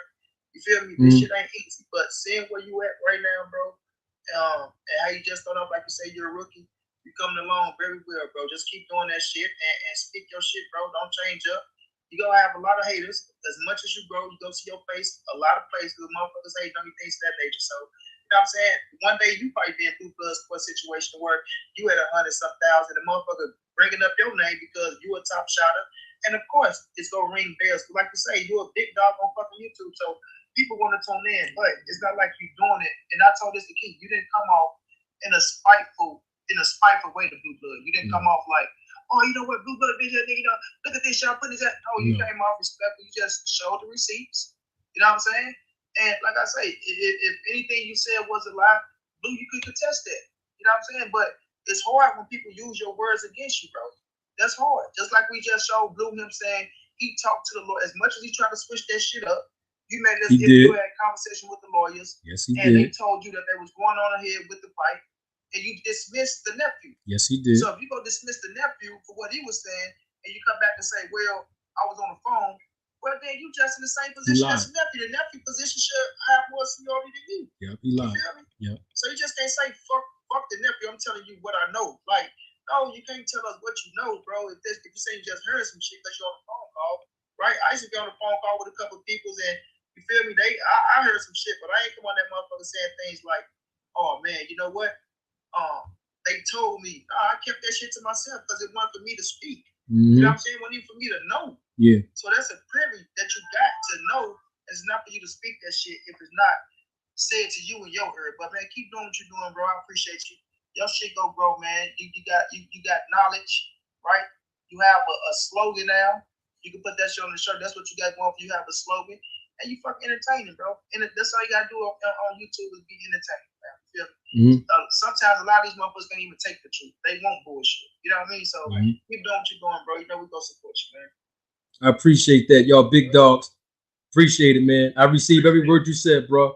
Much love to y'all. Respect, man. Much respect to y'all guys. Straight up.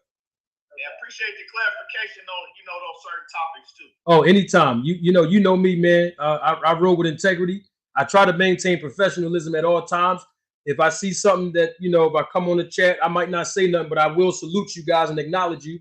You come on my channel, I'm gonna salute you guys and acknowledge you guys. If anything you ask for me to do on your channel, it's good, man. Y'all got my support. Appreciate you. Much love. Y'all have a good one, man.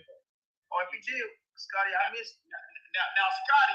Now. All right, now we off of that live. Hold up. Hold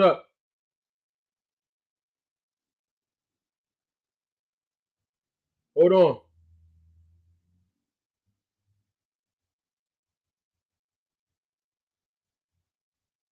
Hold on, I'm texting my guest. Yeah. Because I was supposed to have a special guest come on this evening, and let me put my glasses on so I can see everything that's going on. Yep. Special guest will be here soon. Let me give a quick recap before the special guests come on. Y'all already saw her name in the thumbnail and her image in the thumbnail, so some of you may already be aware of who she is and who I'm having on here. The bottom line is that Blue Blood Sports TV started this whole debacle, throwing shots at me months ago, and I let it go at first. But it came a time when he started using race by saying that because I'm black and I hate myself because I'm doing content on Terrence Crawford, and because Terrence Crawford's a black man, and I'm critical because I understand the business side of the sport and I was just basically telling things that not just Terrence Bud Crawford himself can learn, but you all, the fans, can understand what happens when negotiations stall. And that's all I've been doing since my interview with YSM Sports Media over the summer of 2022. And sure enough, Blue Blood Sports TV, I guess he took that personal, and all of a sudden now he started throwing shots at myself and other YouTube content creators, such as Monty Brown TV. He starts sneak dissing everything boxing TV. I was watching Angry Man Sports TV, I think that's the name, or Angry Man Boxing TV, and he was throwing disses at them as well. He was throwing disses at all of us, the guys who have a smaller subscription base than him, including me, because he was using some of my content, and he was actually doing a counter to the content, and that's how I knew he was talking about me. I tried to let it go, but then I was like, nah, I'm not going to keep letting this go. This guy keep doing this. And so I made one video of him. He responded. He responded with some nonsense. So I responded with a second video. He responded again on his live with some nonsense. And that's when he came on Monty Brown TV channel telling me to drop the link when I do a live. The first live I did, I dropped the link like he told me. But what I also did, and I have the receipts to prove this, I actually sent him an Instagram message, which some of you heard me tell him. I sent him an IG DM to organize the debate, okay? And like he just said, quote unquote, he didn't see it.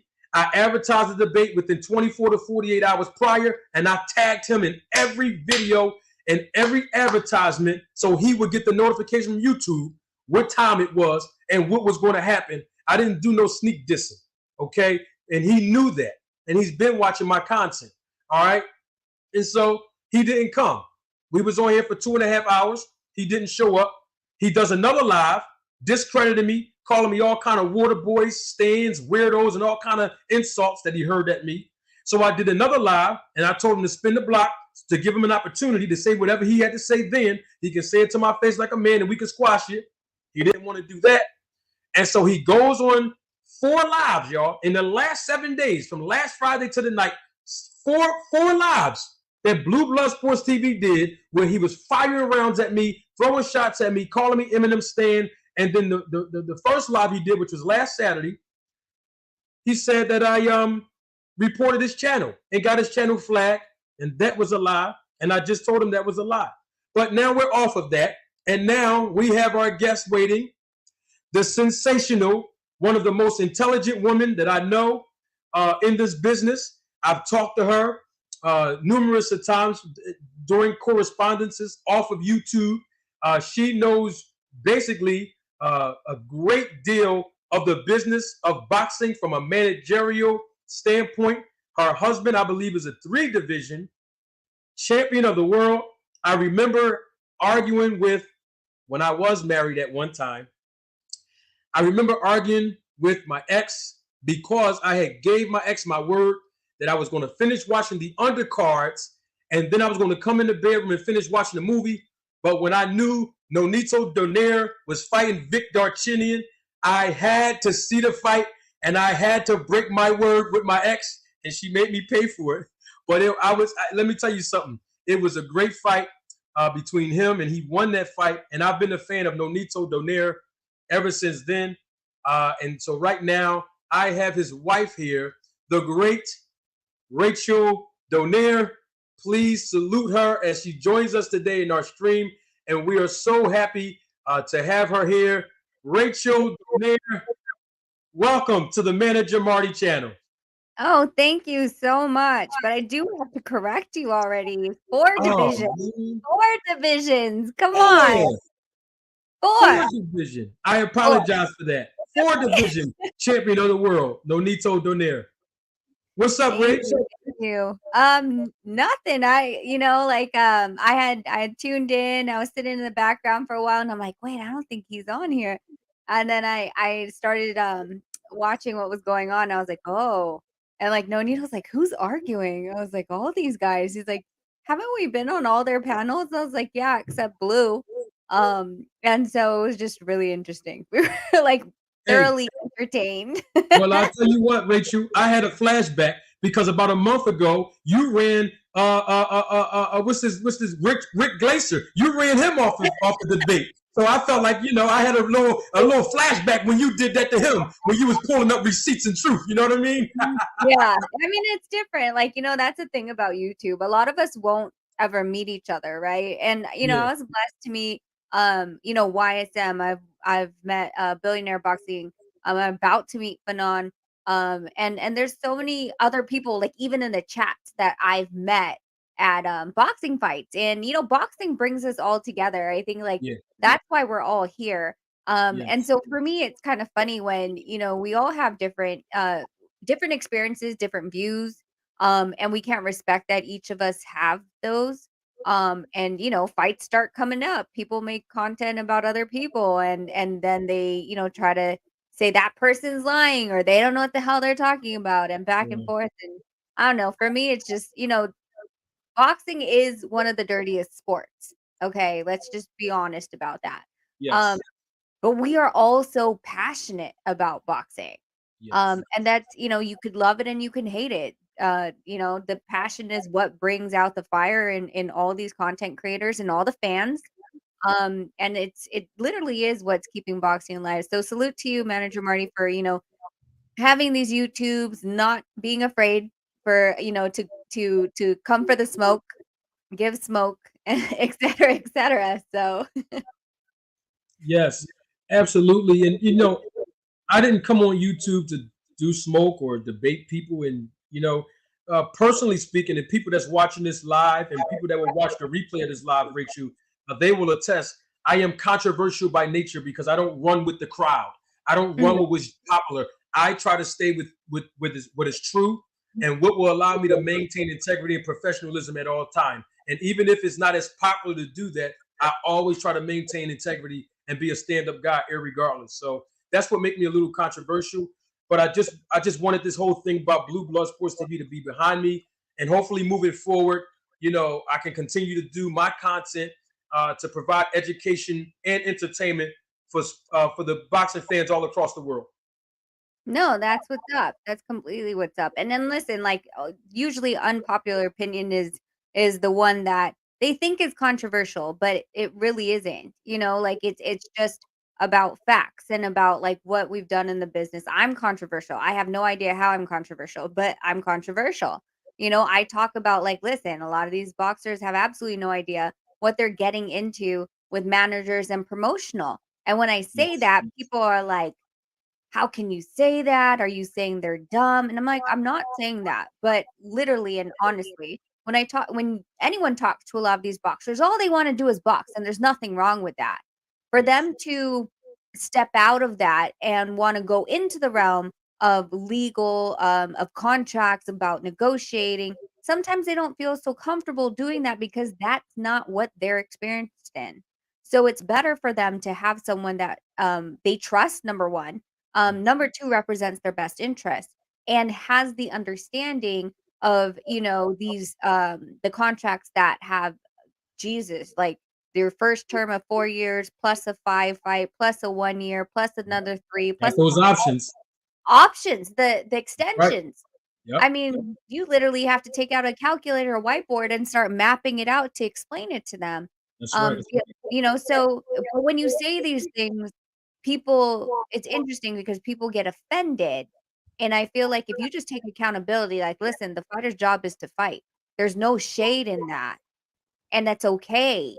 That no one's gonna expect you to be a fighter and then also be a world champion golfer or race car driver. Just because they're great in one aspect of their life does not make them a champion in every single thing that they do. That's right. So, yeah, that's Salute. my I have to salute to our thank you for that perspective, Rach. I have to salute our mutual friend, our guy, the man who put me on. And every time I see his name, I'm gonna always give him his flowers and acknowledge him. And I won't stop tonight. My main man, YSM Sports Yes, Media. Salute. Salute. AYSM. Now, Rachel, Okay. the fans may not know exactly what a manager is. Of course, I could give them that perspective, and I probably have already. Shout out to A. Taharko. Thank you for your contribution to the channel. Thank you. Rachel, you all do a good job with that little dance y'all do on your channel. Y'all do that. I like that. I like that. But You know that was my son's, right? no, I just saw you guys today and yesterday do it.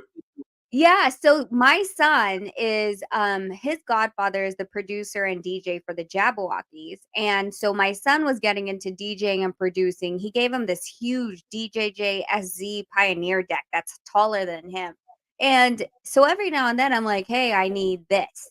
And I was like, "Hey, babe, I need something like, everyone has their own little thing when people do super chats." And I'm like, "Jay, I need something that's for us." And he was like, "Oh, you want hip hop?" I'm like, "Yeah." And he was like, "What do you want it to say? Like money, money, money?" Or I was like, "Something like make it rain."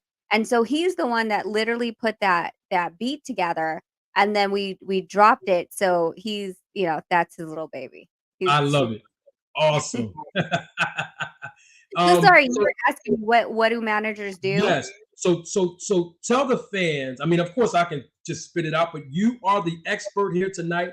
I'm going to defer the questions of management and all these great things to you. So tell the fans, educate us. Uh, you got the floor. Tell us what is a professional boxing manager and what is the responsibility of a manager.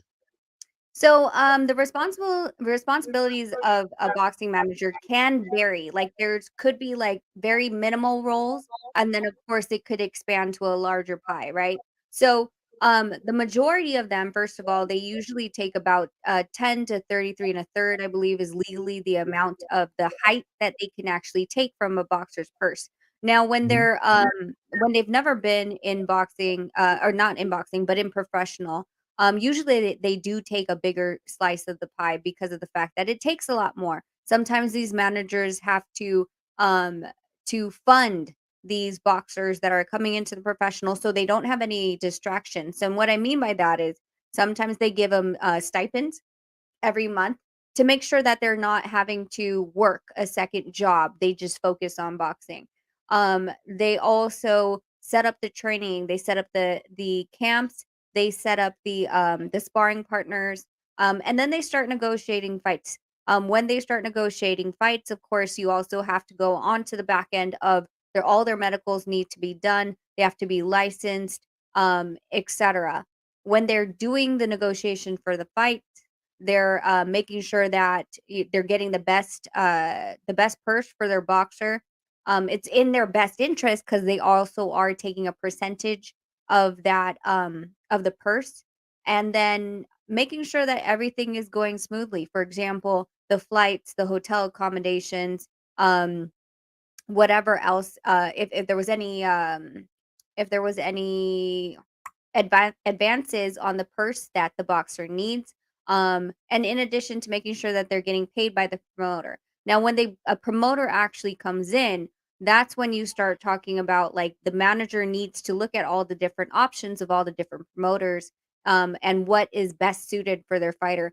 Sometimes managers would rather be in a long-term contract. Other managers would rather a year, because of the fact that they don't want being that this is a new business relationship between boxer and promoter, they want to make sure that their boxer is being treated correctly. So the manager's job is to make sure that the boxer feels comfortable within the environment that they're working in, which is with the promoter, and making sure that they get the best, again, the best deals for them, and that means not just limited to the best fights. And I say the best fights as far as if they're building them up, making sure that they're not just going into an opponent, like as an opponent and being fed as a lamb, making sure that their ranking is going up the system as they're getting these fights, requesting with all the sanctioning bodies that they're getting ranked and the fights that they're doing are actually making an impact on their ranking in their career to make sure that they're going up into a world championship because that's exactly what everyone wants to do. Um, and that they're not getting screwed on the money. Um, there's just so many little other things that, as a manager I do that other managers don't because all they want to do is, hey, you're going to a fight. I'm not even going to go. Make sure you get paid and give me my cut. I go above and beyond. Entire Nonito's logistics for his entire team is set up. They get a pre-fight report and an after-action report, post-fight report, as to what went wrong, what we did right, and every single day what the schedule is, where they're supposed to be, the interviews that are set up, what time they're supposed to be, where they are. Um, so that's I just go above and beyond of that because I've noticed that a lot of boxers don't do that.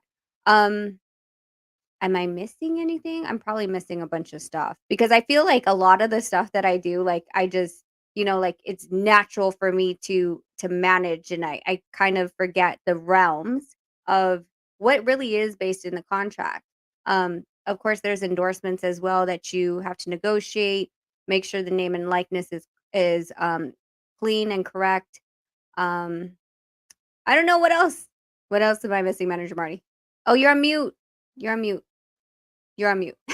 I apologize. I didn't know I was on mute. No, You you're good. said it all. I was actually going to segue into sponsorship, but before I Okay. do that, Mhm. now that you've basically laid the foundation, a very great one, by the way. Thanks, Rach, on what the responsibilities and roles of a manager is. Can you start off by telling us how did you be influenced to be into the realm of managing your husband or just in general? How did that happen? Give us that foundation of how you got started in the business. So basically I was dating Nonito after the D'Artagnan fight, and there was a sponsorship that came across the desk for his next fight. And as soon as it came into his email box, he wanted to sign it. And it was almost pretty much like a lifetime commitment, with minimal money on the table. So I didn't feel like the trade for services was sufficient in addition to just a lifetime contract is a little bit iffy to me. So I started redlining things and cutting things apart. Cameron Duncan was his full manager at that time, and Mhm. I did the exact same thing when he sent the contract for the fight to come in. At that time, Nonito was under Gary Shaw Productions because he just beat Victor Chinian. So when I saw that, like, I started, his no again, no needles like, "Hey, did you check the email? I need to print it and sign it." And I Mhm. was like, "No," I was like, "This is wrong. You need more hotel rooms. You need more flights. You need this. You need that." And Cameron started noticing that the contracts weren't coming back within seconds. They were coming back in 48 hours because I was gonna take my time and read line by line what we were being committed to. At that point, I wanna say about a year and a half goes by, and Cameron offered me, to co-manage Nonito because most of the things that he was actually obligated to do by contract, he wasn't doing because I already picked it up. I also believe that it was easier for him to make me out to be the bad person, like bad cop, good cop, because I was the one redlining it, right? So he's like, "Well, Rachel is saying this, and Rachel is saying that, and Rachel wants this." And so which was fine, like, if that was the game and it got whatever we needed to accomplish, it didn't matter to me. As long as what we needed to have to protect Nonito was in there, I can be the bad person all day. Um and it just came to the point where, like, I was talking to Gary Shaw, I was talking to Todd DeBuff, I was talking to Richard Schaefer. It wasn't a point where I needed Cameron to be in the middle anymore. And at that point, Cameron was having some health scares, and he was retracting from managing fighters. And so you saw Jesse Vargas go, you saw Tim Bradley, you saw who was it? I think Bud Crawford was also with him as well. So he's Yep, he releasing was. everyone. So because he was releasing everyone, he's like, "Hey, Rachel, like here, I'm releasing Nonito. You take over full management." And he at that point, like I said, he had his health scares, and his line has always been open though. So he's like, if you have any questions or you need help on something, like my phone line is free to call. Like I texted him right before the Boots fight. I was like, "Hey, good luck there tonight, blah blah blah." Even though I know he's not there. He's like, "Thank you so much love to you, Nonito, blah blah blah." So that's always still a mentor that I can go back to, an open line of communication. There was never any bad blood, but he taught me everything, and then he also taught me to just be that quote unquote bad person, if that's what they want to label me for, quote unquote being difficult, but just really asking for what's fair. And so he gave me the comfort to say, like, do you, like, you're doing fine, just do you. Yep. So and that's basically all you have to do in this business is do you and be who you are. You mentioned Todd DeBuff, who is who is Bob Arum's stepson over at Top Rank. Hmm. You mentioned Richard Schaefer, Hmm. who was a former executive at Golden Boy. You mentioned some big top names. You mentioned good promoter Gary Shaw. You mentioned these promoters. Um, Tell us what your experiences were with each of those guys. Starting with Gary Shaw, and then Todd DeBuff over at Top Rank, and then Richard Schaefer, and then I'll ask you some more questions about the other promoters. But let's start with those three individually. So with Gary Shaw, like I said, at that point, like it was more of like a far hand reach. I didn't really like I talked to him, but it wasn't like at that point in the game, I was still so new, right? So it was more so during that time where I would redline stuff and Cameron would tell him like, "Hey, Rachel wants this," and he would complain about what I'm asking for. And we go back and forth, but never really face to face. And so as far as, he never none of the things that I asked for were exorbitant, and I never got any pushback. It was just more of like moan and groan that Rachel asked for 2 more flights. You know what I mean? Like, kinda stuff like that. Yeah. And, so that wasn't really that long of a relationship. And then we went to Top Rank. Um, the one thing I didn't like about Top Rank, which is just my preference, is it's very, very corporate, right? So what I mean by that is if I called, let's say I called Todd and I'm like, "Hey, what's going on with this?" He's like, "I don't know, ask the matchmaker." Okay, now I gotta go call the matchmaker. And then the matchmaker's like, "Go call legal." Like, it's not like there's one person you could call and they're gonna make sure that like, let me call my matchmaker, let me call, the lawyer for your contract. You know what I'm saying? It just felt like it was a lot of, less personableness and, not not really connected in that way.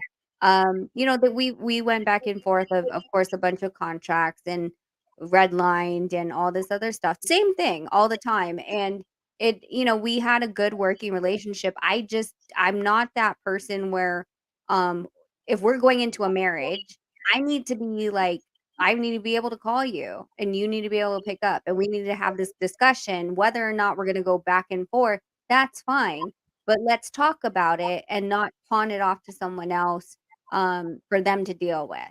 Um, as far as Richard Schaefer, Richard, one of, like, literally from day one has always been very transparent. What I don't like about this game is I've heard a lot of times, from, different people, different promoters we worked with. Of course, we worked with Mr. Honda, and ones over across the pond when we were in Belfast and stuff like that, and WBSS. Sometimes they go around it, right? They don't tell you the actual truth because they don't wanna piss you off, or Yes. they sugarcoat it so much. Richard doesn't sugarcoat crap. Like, Yep. Richard will tell you verbatim what the conversation said, and then he'll offer a solution, to the problem. He calls you back almost immediately if he misses your call, texts, everything. Very communicative, and that's what I'm used to, is someone I can reach out and touch, if we're going to be in a marriage for this long. Yep, absolutely. And I think out of all three of the guys that you spoke about, Richard Schaefer is more of the most personable guys out of all three of them. Mhm. From what I know about Richard Schaefer. So speaking of Richard Schaefer, I have to segue Richard Schaefer into Oscar De La Hoya at Golden Boy Promotions because at one point in time, before Richard started his own promotion company, he was tied in so heavily at Golden Boy. And if you ask certain people in boxing, including Floyd Mayweather, he has said publicly that Richard Schaefer was Golden Boy as far as Mhm. promoting and doing the Yeah, grunt work. yeah. What's your take on De La Hoya and Golden Boy Promotions and your relationship with them at some point, even before and after Richard Schaefer got there? I think there was a point in time where Golden Boy Oscar De La Hoya said that he had sent us a contract for $3 million to fight Abner Mares. I remember that. Okay, so what I don't like about those narratives is the fact that we never saw that damn contract. Like, you could say it all you want, and yet we don't have that. So, to people who are watching this, if you don't understand that this is not like buying a house, and I'm always gonna say this. When you're trying to, put an offer on a house, you put it in writing, and then the seller receives it. They sign that they receive it, and then they either deny or they send a counter offer. There's nothing like that we can actually trace, the what is it called? When you oh my god, the chain of custody. There's Oh no yes, chain of custody. Yep, there's none. And there so is no chain of custody. yeah, so you could talk your mouth off all you want and say, "We sent an offer," and literally the fighter's never seen it. Whether it stopped or whether it was just verbal, like, there's nothing to say like, "Oh, yeah, they did offer that." And I feel like there needs to be some accountability and some transparency on at least that level, because I don't feel like it's fair that fighters get called ducks when they've never even seen the damn contract, or the offer. Um, I lost where was I going with this? Oh, No, I so got you. I'm with you. okay, so with Golden Boy, like I said, that was an issue, with, the 3 million of Abner Mars. And then, but we've always been good with Oscar. I know Oscar's into I think Nonito and Oscar connected on cameras. So Nonito shoots with a Canon, Oscar shoots with a Leica, I believe, if that's what you call it. And they were all both into photography, but we never really got into like any business discussions with Golden Boy at that point. We've been okay with them. We've been cool. I'm good with, well, was good with Roberto Diaz, but he's not there anymore either. So, Well, I guess there Roberto is Diaz. yeah, but there is somebody you are good with, and you spoke highly of, and they call him the ghost of boxing, and you know exactly who I'm talking about. The great Al Heyman. You've done business with Oh, Al yes, Heyman. yes. Speak to the fans. Let the fans know behind the scenes, because most people haven't even seen Al Heyman or they don't know too much about him. What were your experiences with Al Heyman? Well, let me rewind it. That Nonito actually met Al like way like beyond no Destiny Child days. Like there was a concert he was throwing, and I honestly can't remember which boxer introduced Nonito to him, but he Nonito was supposed to sign to Al like that long ago. But at that point in time, his dad decided to pick up his two boys, Nonito and his brother, and bring them to the Philippines. And so that contract never got signed for Nonito to be under Al. Fast forward into where we are now. Of course, we're with Richard, who works with Al, and we're signed under Probellum. And Al comes in every time that Nonito is having a fight being offered to him or anything like that. And we talk about it. Again, do we have like back and forth about how many hotel rooms of course we do. But I think at this point, like he's dealt with me so much that he knows Rachel's gonna want 1 suite and 4 hotel rooms. It's basic. Like, this is not a discussion anymore And, because he and you know the promoters, they try to save as much money as they can. So they try to hold back on those flights and those hotels. It can get expensive the more people tag along, right? Yeah, exactly, but I think, like, we have worked on so many shows together that it's I mean, let's not waste time. Like, I'm always the same, like, it's never any different. The number doesn't change. So let's just send her what we know she's going to ask for with, the hotels and flights and the per diem, etc. Right? And when we want to come out and all these other things. So I have never, like I think the worst I've been mad at them, I can't really put the blame on them is when we got pulled from the Rodriguez card because Nonito tested positive for COVID, right? I couldn't blame them as much as I was mad about it, and Nonito, of course, was heartbroken that he did this whole training camp. I I understand, right? We were in a pandemic. There was no real easy answer to the riddle to this damn equation. Like I thought I was, at least I was trying to present the solution, but to other people, that's still not the solution. So Nonito tested positive once. I went off and paid, uh, rush fees on PCR tests, I think 2 or 3 for Nonito, 2 days after we received the positive test, and he was negative. But it was just such a sensitive time to say, "Oh, he tested positive, but then he tested negative. Does he really still have it?" We also didn't know about the after effects, the long COVID, what it could do to your lungs, et cetera, et cetera. So they're very cautious, but at the heat of that, of course, I was livid. I That was probably the most I've ever been angry at all of them, Richard, Al, every single freaking Steven Espinoza.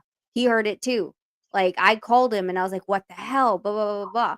And, he's like, "Listen, Rachel, I understand, but, like, we could get in trouble, if anything happens to Nonito." I was like, "Nothing's gonna happen to Nonito." And that's just me feeling his disappointment, right? His heartbreak, and me trying to talk it to these guys, like, "Let him fight." Yeah. Um but besides that, that's literally the only thing that we've ever, like, disagreed on. And in hindsight now, of course, I probably wouldn't have acted like that. But, it was just so close to get pulled from him, like, just a week before the fight. It was too damn close. You could taste the ring already, you know? Yeah. Yeah. Um, and Steven Espinoza is an amazing guy. I We was hang going out. there next, Rachel. I was Yeah. I was going to ask you about him next. Now, go ahead, speak on him. Stephen Um, Espinosa, executive from basically Showtime. Yeah, so Steven, like, we've known for quite some time, like, even when HBO was still running, right? And he's one of those guys that it we transcended boxing with him. Like, he would come into Vegas and there is no fight.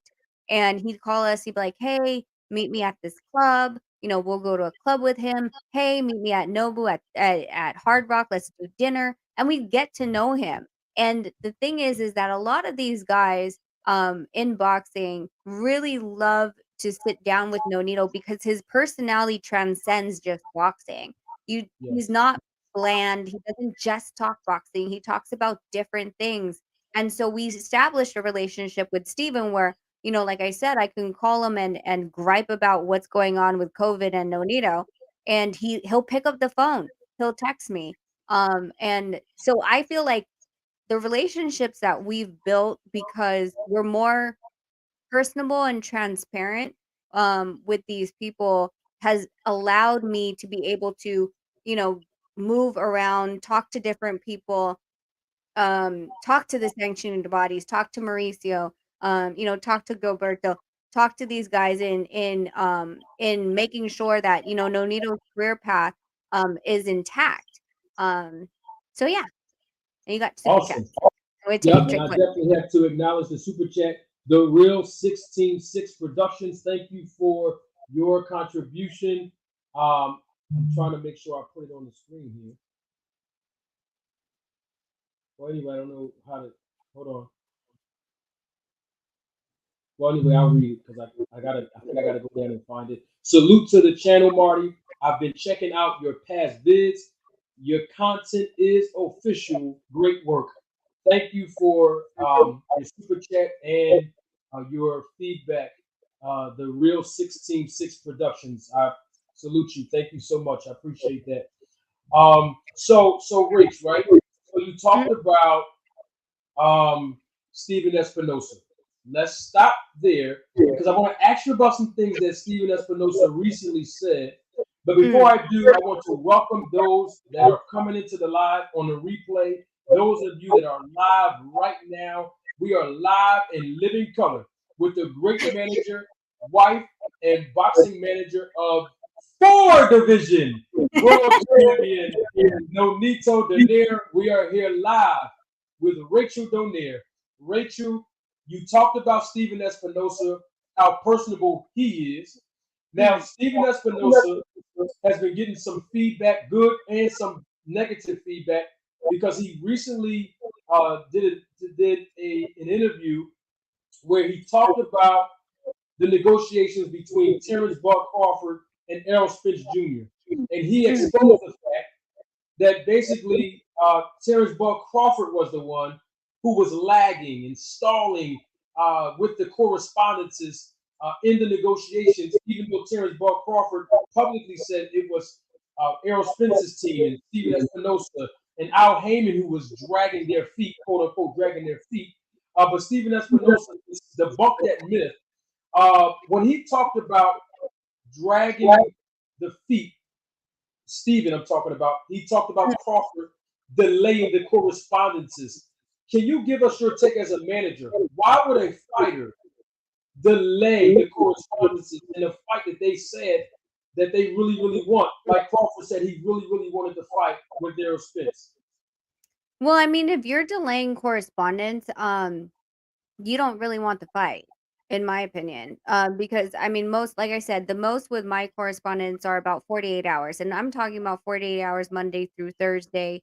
If you give it to me on a Friday, I'm going to expect some grace that my lawyers, you know, have the weekend off, like most of us do, and that they should be given the grace to Monday or Tuesday to review the contract. We go back and forth, but if you're allowing something to sit, and not respond, anyone will take that as you are not interested. You text if your girl or the girl that you're interested doesn't respond to you, what do you think that means?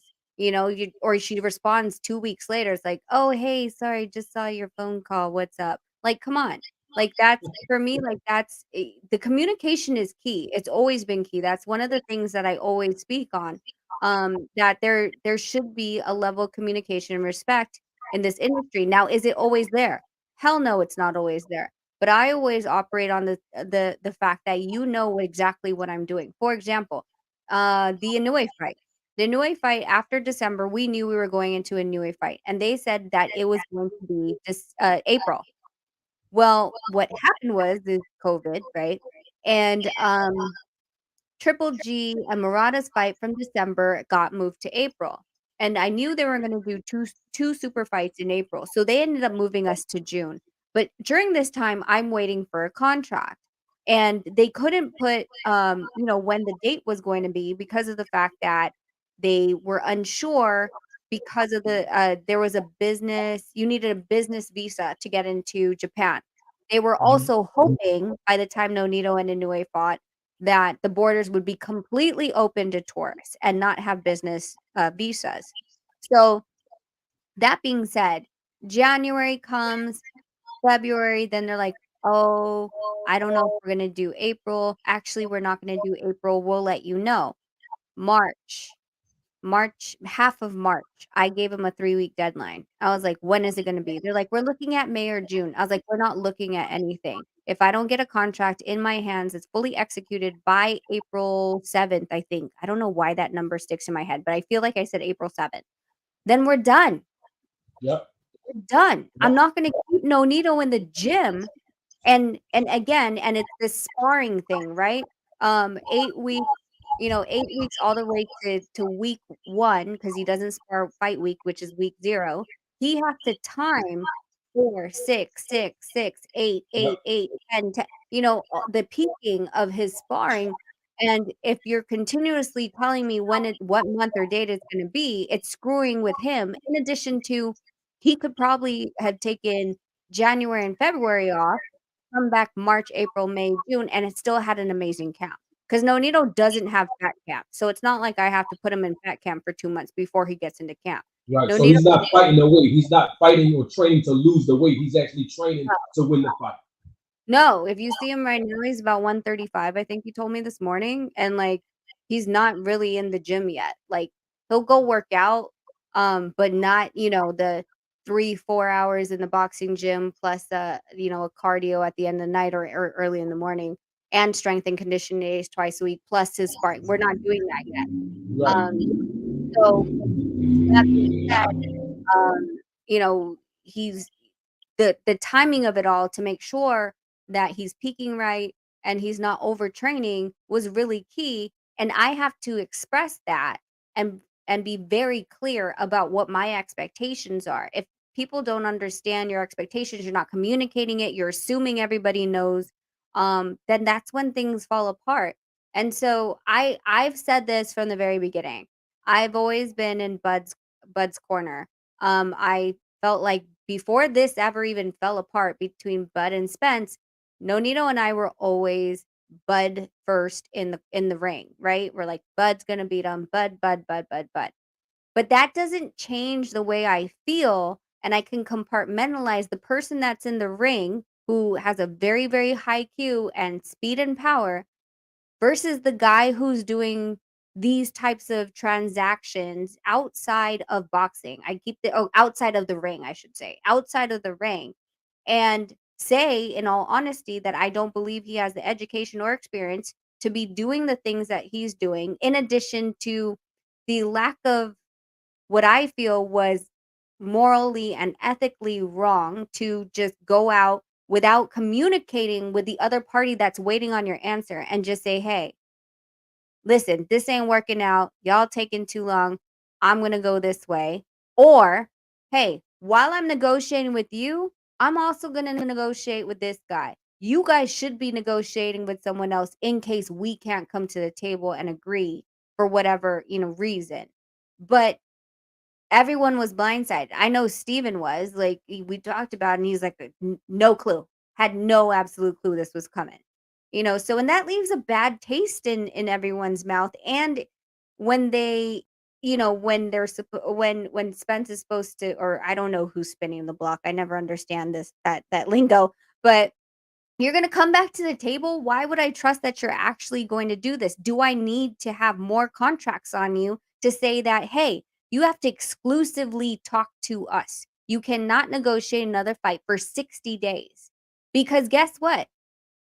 I believe it was the WBC that said, was it the WBC that basically said that, um, that, um, that Spence can fight Thurman, and then he has 60 days to negotiate with Bud Crawford, or mandatory comes down the pipe, right?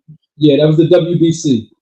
Yes. So you need to lock in Bud and have him sign a contract that says, first of all, there's a non-disclosure and confidentiality agreement and exclusivity that you are professionally only negotiating anything between this date and this date for 60 days only with us. You're not allowed to negotiate outside of this. You're not allowed to go get another fight. You're not allowed to share the information of our dealings and what we're talking about with just anybody.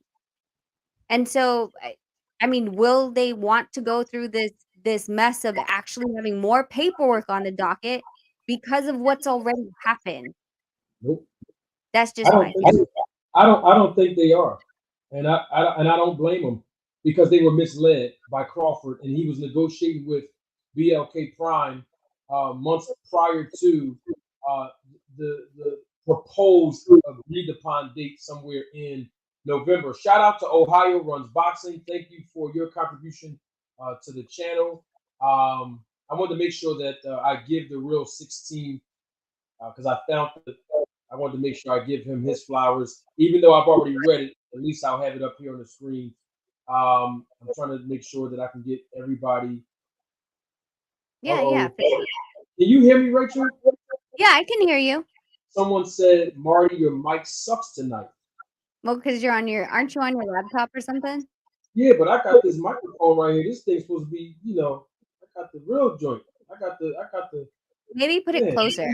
Wait, can you put it closer to right your mouth? here. Can you right here? Yeah. I just think it's probably because I actually have a full blown mic and yours is just what, a laptop mic? Oh, now you're breaking Yeah, up. it's a microphone that I bought that I plug into the. You can't hear me? No, I can hear you. You just broke up a little bit, but you're fine now. Okay. You good? I want to Okay. make sure I get any more. Yes. Yeah. All right. Go ahead. Hold Go on one ahead. Go. second. Matthew Thomas. Thank you, Matthew Thomas. Salute to you. Thank you for your contribution. Matthew Thomas says, shout out to Mr. MM, which stands for Manager Marty, and the chat. Let the lessons begin, I would assume. Roll the tape. Thank you, Mr. Matthew Thomas, for that and your feedback. Um, so obviously we see that it is so much entailed with being a boxing manager. And so with this whole Terrence Buck Crawford and Spence thing, as far as the negotiations breaking down, would you say as a professional manager that Terrence Buck Crawford lacked management, lacked that representation that was needed to be able to put those pieces to the puzzle together to represent him properly? Maybe this fight could have been solidified and secured with good management or representation. Yeah, I think that if it whether it's either a manager or another promotional company that understands, like we're talking about apples and you're talking about oranges, right? Like someone that was able to break down the actual how this whole thing actually works in his terms so he understands. I mean like just the stuff about like, oh well, there's a hedge fund coming in, and not he said himself he didn't tell Spence who it was. Let me tell you this, even outside of boxing, if someone tells me to meet them on the corner, of Vegas Boulevard and, Sunset, and I have no idea who the hell is gonna meet me there, I'm not going. I'm not going. And with all the shady people that have been in boxing, the last thing I wanna do is get taken a picture of someone I'm not supposed to be sitting with. So, that was smart on Spence's part not to do so, but at the same time, the fact that Bud thought that that was okay is a little telling to me that you just sit with anyone that invites you to tea? Like, no. Like, for example, let's pretend that Bud Crawford was still at Top Rank, okay? Hmm. And Spence said, "Hey, come over to come over to Caesar's Palace right quick. Meet me, have a coffee with some of my people." Bud's like, "Who's coming?" And he's like, "Don't worry about it. It's all good. We got money on this side of the table. Don't worry about it." Bud shows up. One of the guys from Boxing Scene or Fight Hype or whoever has a camera and takes a picture of him sitting down with Golden Boy, the opposite promotion. How do you think, number 1, that's gonna be perceived by everybody? Number 2, could that be looked at interference with the contract? Number 3, would you rather not be in that situation so there's no speculations and you don't have to defend yourself against your promoter, or just not have that situation ever occur, right? Yeah, that's correct. So, I mean, like I said, for me, I think that he just needed someone that would explain certain things, certain situations, and how this all runs. People are gonna say all the time, like, "Hey, well, he has his own promotion," and no, he doesn't. He does not have a boxing promotional license. It was actually through Bash Boxing who threw the promotion, and that just shows that whatever we're hiding behind or what excuse people are hiding behind of always his own promotion, always this, always that. He's not. That's not a knock. It's just the truth. And it's okay. It's okay to say, I don't know. Nonito says it all the damn time. I don't know. Ask my wife. She does. I don't read the contracts. He'll literally say that. If I've heard he him says, say it.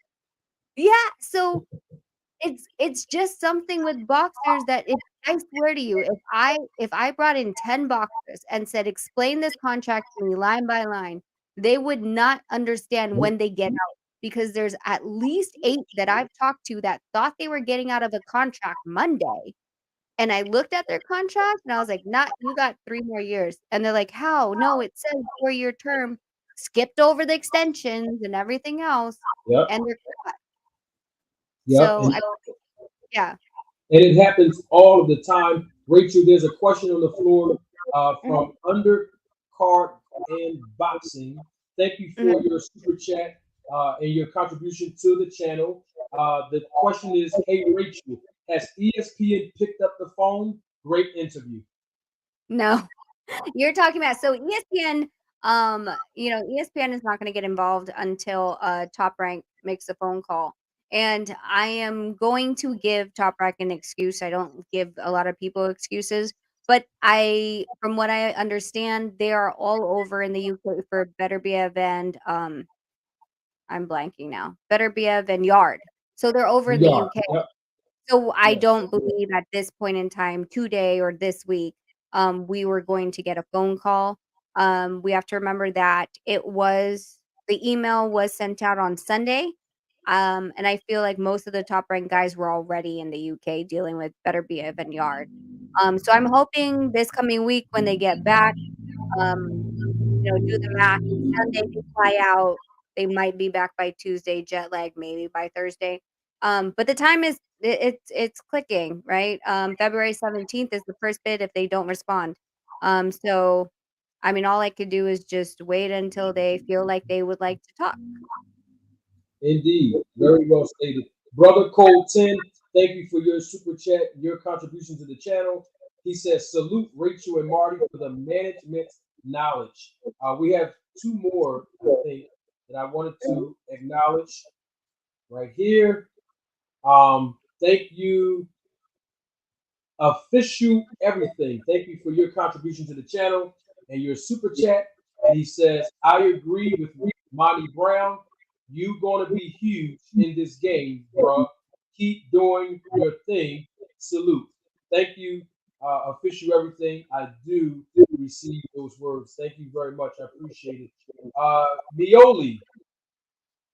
Let me see what Mioli said. Thank you for your contribution to the channel as well in the super chat. And Mioli says, all that's irrelevant is Bud went to Al with the same information. She troubleshooting for PDC. Well, Rachel, what's your response to the chat? All that's irrelevant is Bud went to Al with the same information. She, meaning you, are troubleshooting for PDC. Any comment on that? Yeah, I mean, it's not irrelevant.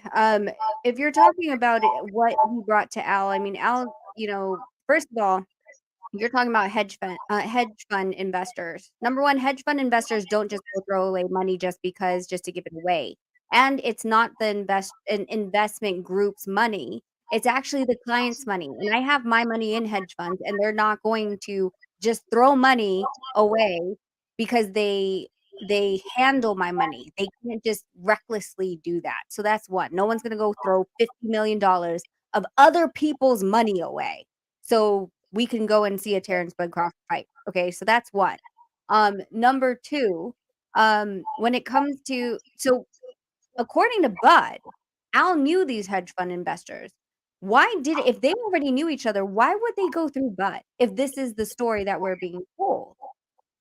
And then number three, I'm not signed with PBC. No Nino's not signed with PBC. It doesn't do me any good um to if you feel like I'm being biased to them at any point. If you know No Nino's last fight was actually under Tekken Promotions, who Probellum worked with. They worked with Mr. Honda. So it doesn't give me any brownie points by trying to like smooth over or sugarcoat or point the finger at anyone. It just is what it is. No one, if you can tell me why Bud was negotiating another fight the exact same time he's supposed to be negotiating with Spence, then you can come and talk to me at the table again.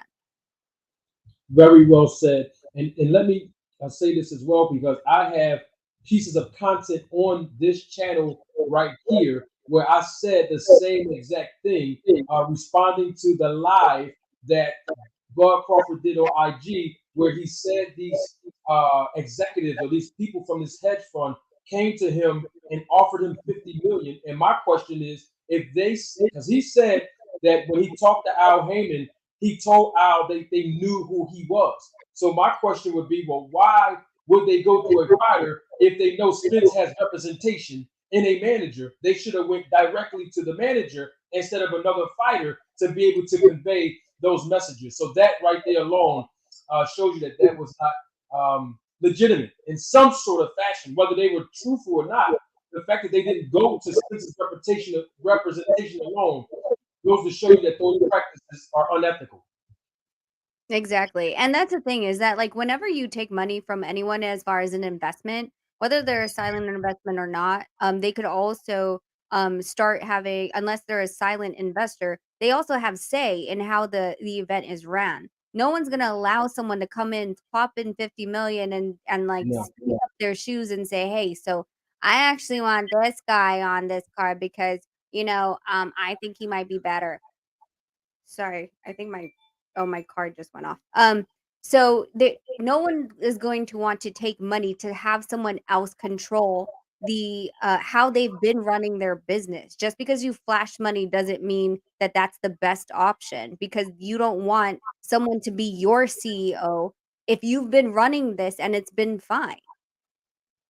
Absolutely. Let me get Sean Clark. Thank you for your contribution to the channel, your super chat, Mr. Sean Clark. He has always supported this channel, so salute to you again, Mr. Sean Clark. Thank you so much. Mr. Sean Clark says, much respect to you, Manager Marty and Rachel Donaire.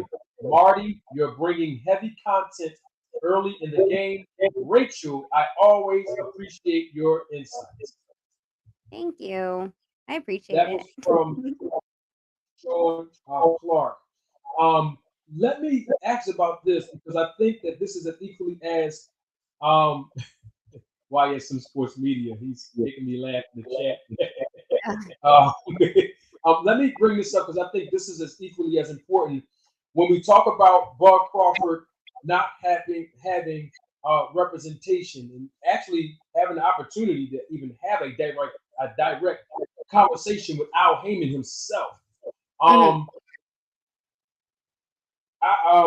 Terrence Bud Crawford, he started to drag his feet, according to what Stephen Espinosa said.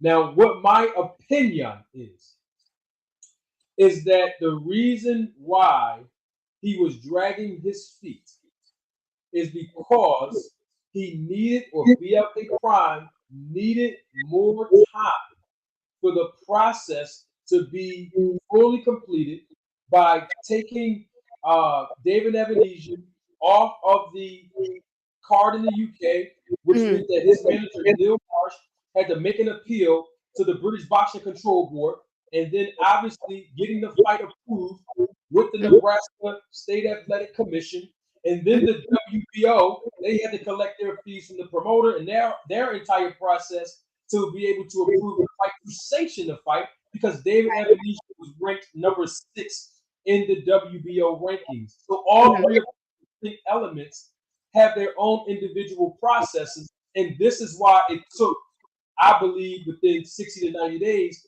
for them to secure the fight with David Evans while he was in negotiation with Errol Spence. Can you speak to that or against that, or what was your take based on you hearing what my belief is? Well, I mean, as far as I'm not gonna put like a timeline of it 60 to 90 days or whatever, but I mean, you are completely 100% correct. There was already a signed bout contract that was submitted to the British Boxing Board of Control. Once that is lodged, then you have to go and appeal and say, hey, like we have a sign off. Like, first of all, the other fighter is going to have to sign off that the fight is not going to be going through. They had to relinquish the European title, in addition to pay off the opponent that they basically just wasted his time. Um, basically a step aside fee, but not for a title, but just a step aside fee that we have this contract, and instead of you coming in and suing me, I'm going to pay you off so we can void the contract in its all thing. After that, then yes, you would still have to go over to the WBO to sanction the fight. They have to go and look at Avernesian's record. They have to give you a letter that says, yes, we approve the fight for the WBO title at 147. Then you have to go to the commission of Nebraska, which is where, first of all, well, they had to find a site, right? Once they found the site, then they had to go to the commission to approve the fight, get the licensing, and who the hell the promoter was going to be, and that's what took a little bit too. Bash Boxing wasn't put on until a week or two after the fight was announced. I want to say more than It about was, it 2. was, yeah, it was about close to 2 weeks, and the reason why I know that is because I talked to the executive director of the Nebraska Athletic Commission because there was no list of a promoter at Mhm. the I time. talked to Walker. I talked to the guy who actually brought the paperwork from Bash Boxing to Nebraska. So I Yeah. knew when it was getting submitted. So, and it was only like 2 weeks after they already announced the Avernesian fight. They didn't even have a licensed promoter on the card yet to be able to promote the fight. So that's why they took it down from BoxRec, because it Yep. really wasn't a licensed fight to be held at this arena, licensed by the State Athletic Commission, because there was no licensed promoter to put it on. And that's when Desmond Gums shows up and he received his license somewhere in November, correct? Yeah, they didn't know if he was gonna get it in time, and that's why they brought in Bash Boxing. Yep. And Bash Boxing, and I know you're based in Las Vegas, but Bash Boxing, he does a lot of those local shows in California, correct? Yeah, yep, Mm-hmm. yep. Yep. I think the last one he did right before the Terrence Crawford fight was Blueface, right? Yeah, I I think think he he did that about a month. I think in either September, October. It was a few months prior to. I think that was his prior last to the fight. show. Okay, yeah. I think Yeah. so. Yeah, because when they said Bash Boxing, when I had heard who was walking and I was like, wait. I was just talking about this in Hermosillo because I was in Hermosillo for the Strata fight, and they were talking about Bash Boxing throwing the Blueface card. So I was like, wait, I know who this is. I was like, hold on, let me call them. And they're like, oh, we're walking the paperwork right now. We just signed all the paperwork for us to put it under our promotion. Now we just got to submit it over to Nebraska Boxing and we'll be fine. Yep. So I was like, okay. Yep. But that was 2 Salute. weeks after it was announced. That is correct. Shout out to Sweaty KFC. Thank you for your contribution in the super chat. He says, "Salute, Marty. I'm mad I missed most this stream. Definitely running it back once you get off. And I always love hearing Rachel's opinion." That was from Sweaty KFC. So Kentucky basically, Fried we Chicken? say that one more time. Like sweaty Kentucky Fried Chicken? Yeah, Sweaty Like KFC. what does KFC stand for? Yep. Salute to my guy. He's here. Everything Oh, boxing. Everything Box. That's the panel. I don't think I've ever been on his panel, but I always Well, watch listen, it. Rachel, you got to go on his show. He's a good man. He's very highly intelligent. He knows his boxing and he's unbiased and he tells the truth. Everything boxing, if you are, let me put the mic up here because I got to give you a plug, Rachel. Everything boxing, if you're listening, get my homegirl Rachel on your channel because she's waiting to come on, my brother. And I think you two will be very, very good in a show together. Have Salute I to gone on? everything. I don't. Okay, Everything Boxing thing I have. I probably didn't cam up, but like I think I said something really quickly. Just spit some game real quick and then like left. And then, Um, and then but I'm always in his chats, like talking, like saying stuff. all right, we have another super chat. Hold on one second. Let me put it up. From Jackie Hernandez. Tell Mrs. Rachel I said hey. From Miss Jackie Hernandez. Oh, she's such a great, great, great, great person. She's always supporting us, and thank you so much. Hi, hi, hi, hi, Jackie. I'm sorry, I don't have my little like make it rain thing that we No, usually do. that's okay. Listen, I'm gonna come on your channel, and then you are all gonna teach me how to do it. You know what I mean? I'm not gonna do it on my channel. I'm not gonna steal your stuff. I just want to do it on your channel. I want y'all to teach me on your channel where y'all get the money. My God, Mr. Pragmatic, I always got to salute him because he's always a supporter of the channel. Thank you so much, Mr. Pragmatic, for your super chat. And he says, Rachel, are you training or managing other fighters besides your husband? If not, why not? I am advising I think about 6 fighters at this point. Right now I have 5 fighters in my inbox that I need to review their footage and see, where we can go, also what their what is it called? What their status is as far as citizenship. Some of them are, in other countries, and trying to see what's the easiest way for them to come here and get a fight and grow, etc. But as far as training other fighters, for sure, I actually was just training the Price brothers uh, a couple hours ago, like 2 o'clock, like 4 hours ago. I was training them, strength and conditioning. Nonito was in the ring with them doing, situational sparring and then a little bit of free smoke for like 1 or 2 rounds, with both brothers. And so, yeah, I mean, I've had numerous other fighters that come into the strength and conditioning program, and a lot of them can't keep up. It's actually really fun for me. And I love talking to the other coaches. So, yeah, I mean, within Las Vegas, for sure, I have about 18 boxers and MMA fighters that I train here. Awesome. And I have to give a plug to the Price brothers and their dad, my guy, Mr. Dave Price. You're talking about the real deal, Dylan Price and his brother Devin Price.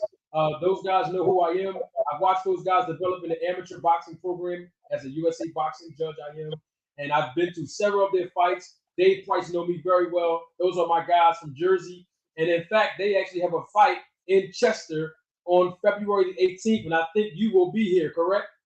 Yeah, yeah, me and Nonito are gonna come out. We're trying to decipher if I'm gonna bring my kids out, but, yeah, 100%. They actually, we went out to Philly, they flew us out to Philly, and we worked with them there.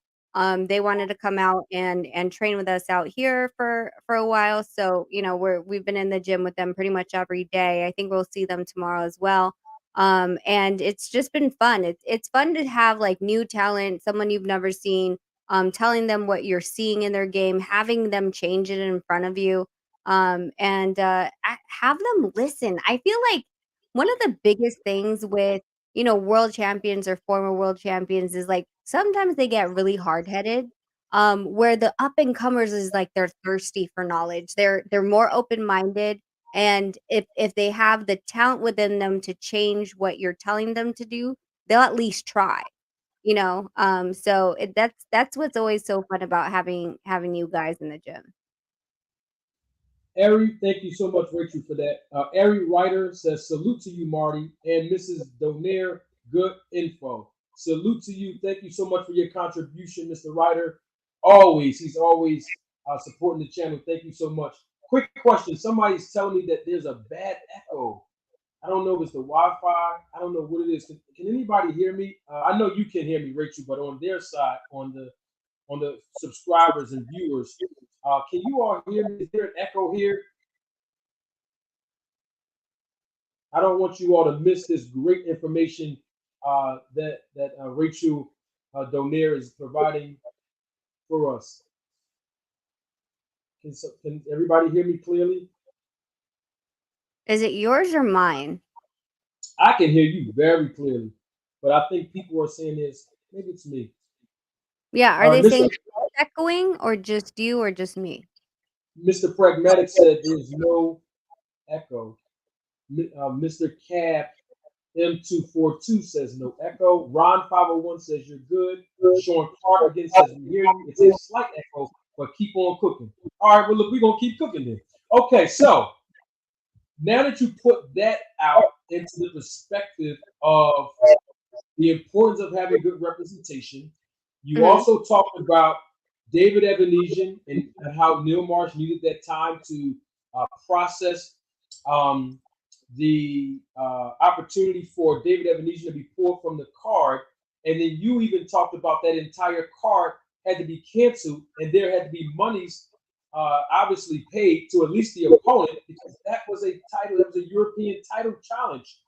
Speaking Yeah. of that, we saw BLK Prime make that move with David Evanesian when his fight was already scheduled and they were successful getting him off that card. But unfortunately for them, in the last few weeks, they have not been successful with Ivan Redcash having been signed to a promoter. And you saw how something happened where the promoter, Ivan Redcash's promoter, either did Yeah. not know that he was going to compete or he knew and did not agree to the terms. Bottom line is that fight fell through and they needed a replacement. The replacement was hammering Hank Lundy. And Yeah. hammering Hank Lundy, he also had a fight scheduled Yeah. where he agreed to fight on February 4th, where he signed a bout agreement and made a commitment to a promoter. And then within a week and a half, he was then removed off of the card to fight Adrian Broner. So, in your experiences, seeing this happen, two out of three of the times where all of these three fighters already had commitments either with a promoter, a promotion, or a pre-scheduled fight. Is this a BLK inexperienced situation? Is it the fighter's fault? How would you assess this situation in your experience as a manager? Well, I mean, I don't think I mean, as far as BLK is concerned, I'm a little bit surprised that there hasn't been, or maybe I'm speaking too soon, that they were interfering with a contract, for these fighters that already had fights lined up and to the promotionals that they ruined the cards for, allegedly, right? When it comes to the fighters that they were talking about, for example, I believe so Ivan, I feel like this is gonna be a long story. Can I go take a 2-second break and turn on the air conditioning? Because this light is Yes. okay, and Ray, I'm wearing a sweater. Hold on. Okay, so I'll be back. I swear. Okay, give me 2 seconds. that's I'll be right okay. back. Yes. Yes. So Rachel's going to come back, ladies and gentlemen, members of the jury, members of the Roll the Film crew. While Rachel's taking a break, I had to turn the heat down over here too. I wanted to give a shout out to Best in Route LLC. Thank you for that cash app and your contribution to the channel. Sean Clark, thank you for your cash app to the nonprofit organization that's listed at the bottom of your screen. Please feel free to donate to the channel. I promise you that the funds are going to be used to enhance the audio and visual quality of this channel. If you donate to Dads Overcoming Losses, that is the nonprofit organization that I am the president and founder of, where we provide resources and support for fathers all across the country that need assistance with overcoming losses in our journey in pursuit of living above reproach for adequate fatherhood. Okay. I want to make sure I don't miss anything else until Rachel comes back.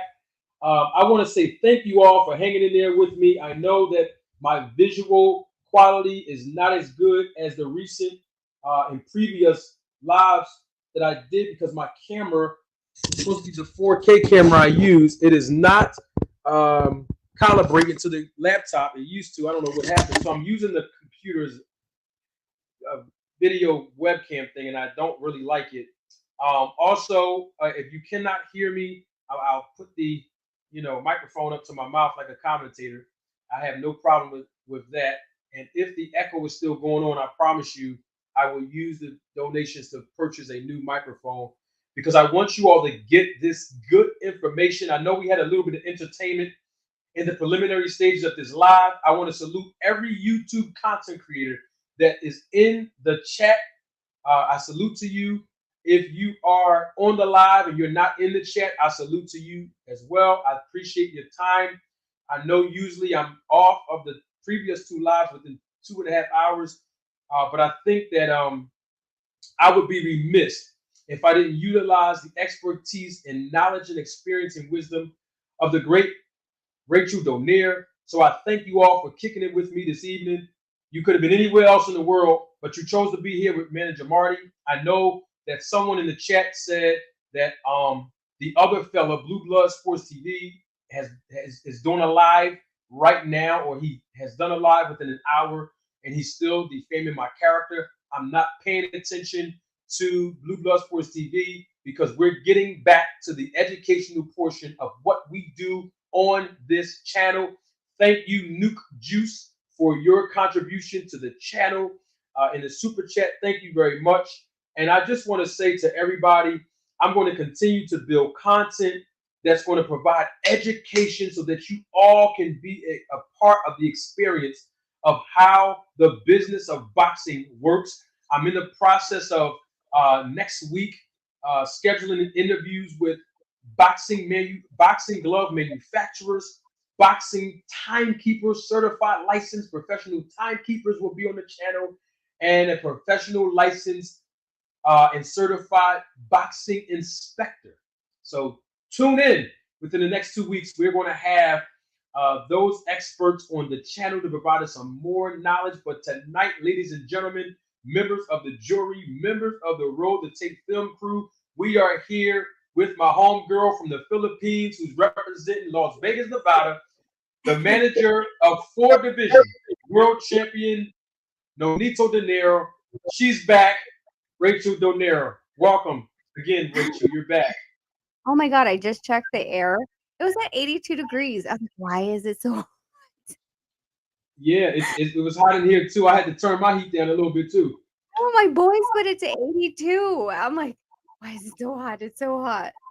And they're like, what, Ma? And I was like, you put it to 82. They're like, it was cold. I was like, no wonder I was like sweating. I was like, Jesus. Hey, Rach. Yeah, I wanted to put this comment up real quick. Can you see that comment? I'm convinced I'm going to the Philippines. You should go to the Philippines. Philippines is a beautiful place. I It's so much. heard there's some beautiful women in the Philippines. That's what I heard from a friend of mine. Told me there's some beautiful women in the Philippines. Very nice women. Very laid back and smart, intelligent women from the Philippines.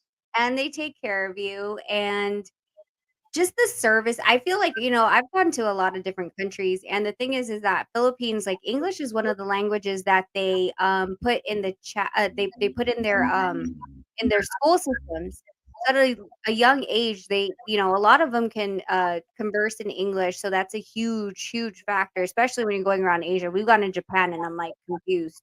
But in the Philippines, the service, the hospitality, and the fact that you can converse with them is, I think is very, very good for tourism.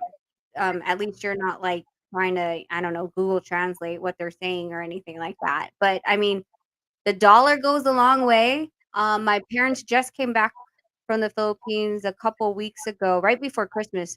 And my mom was sending me like basically messages that said like, oh, they upped the price of the massage, the hour and a half massage to your house. And I'm like, "Well, how much is it?" And she's like, $8.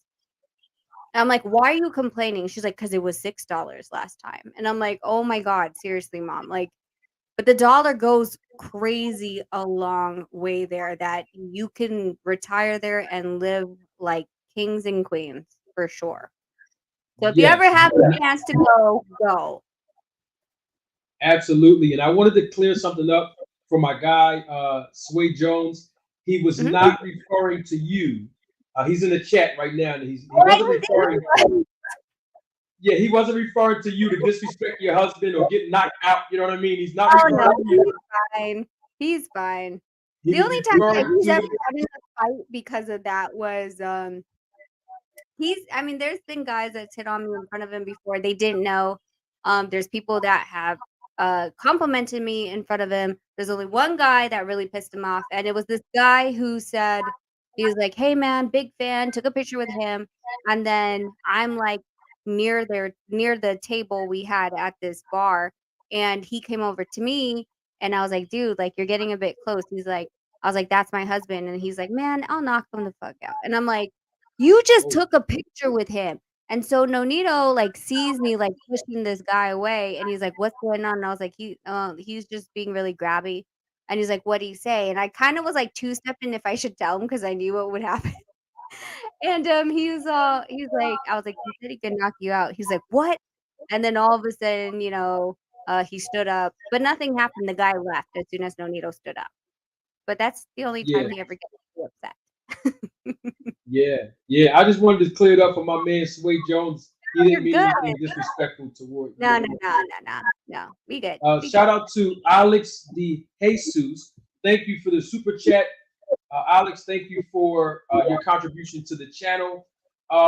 So the thing about it is that you were talking about BLK Prime Mhm, mhm. and some of those things that probably could have worked better before you left. Can you reiterate that for those that did not understand what you were saying before you went to turn the heat down? Yeah, so, I mean, first of all, like, again, I'll say that I'm surprised that not yet because this is still new. If any of the people who they had stepped into a contract with where, that had ruined the promotion or etcetera, they can be held liable for contract not contract tampering, but, there's a term that I'm looking for, and again, Interference? interference of a contract. And so Yes.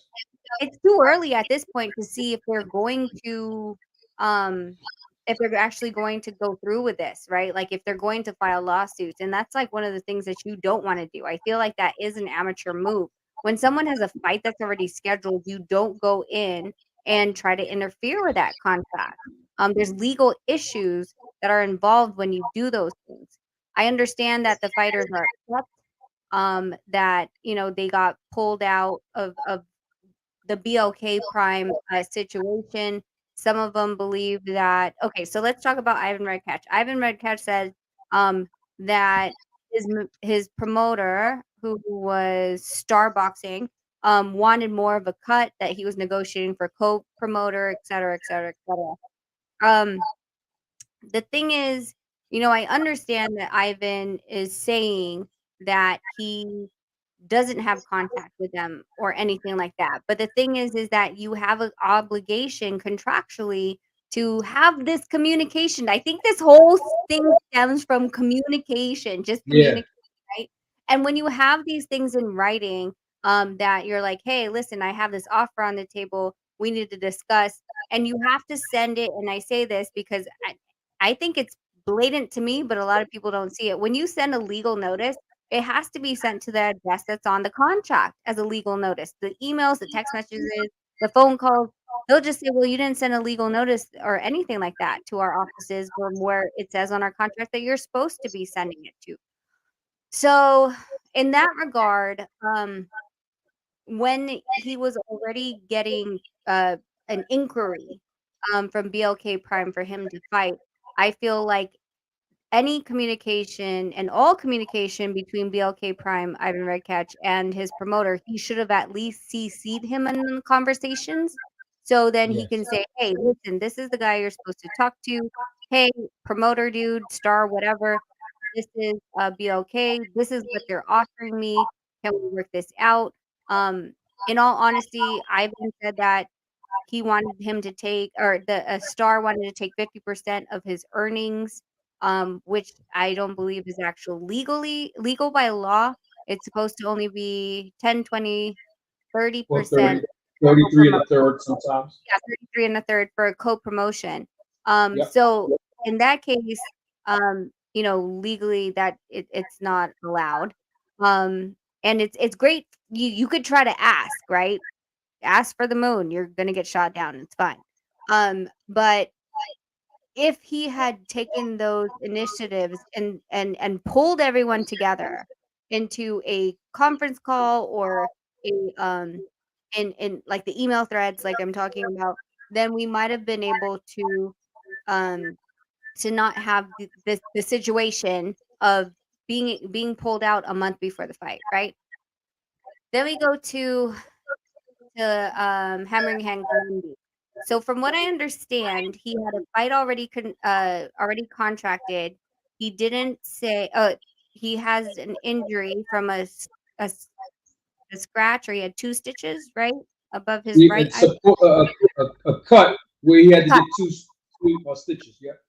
Yeah, so in that case where the fight is getting postponed, I don't know because I haven't seen it, but if his contract states for the bout contract that there is a postponement clause due to injuries, due to I don't know, acts of God, et cetera, but this fight is still on the books and you can't negotiate another fight without it being without this fight pushing through first, then he has a legal obligation to fulfill that contract, whether or not the fight's gonna get postponed, even by a week or 2, or even a month.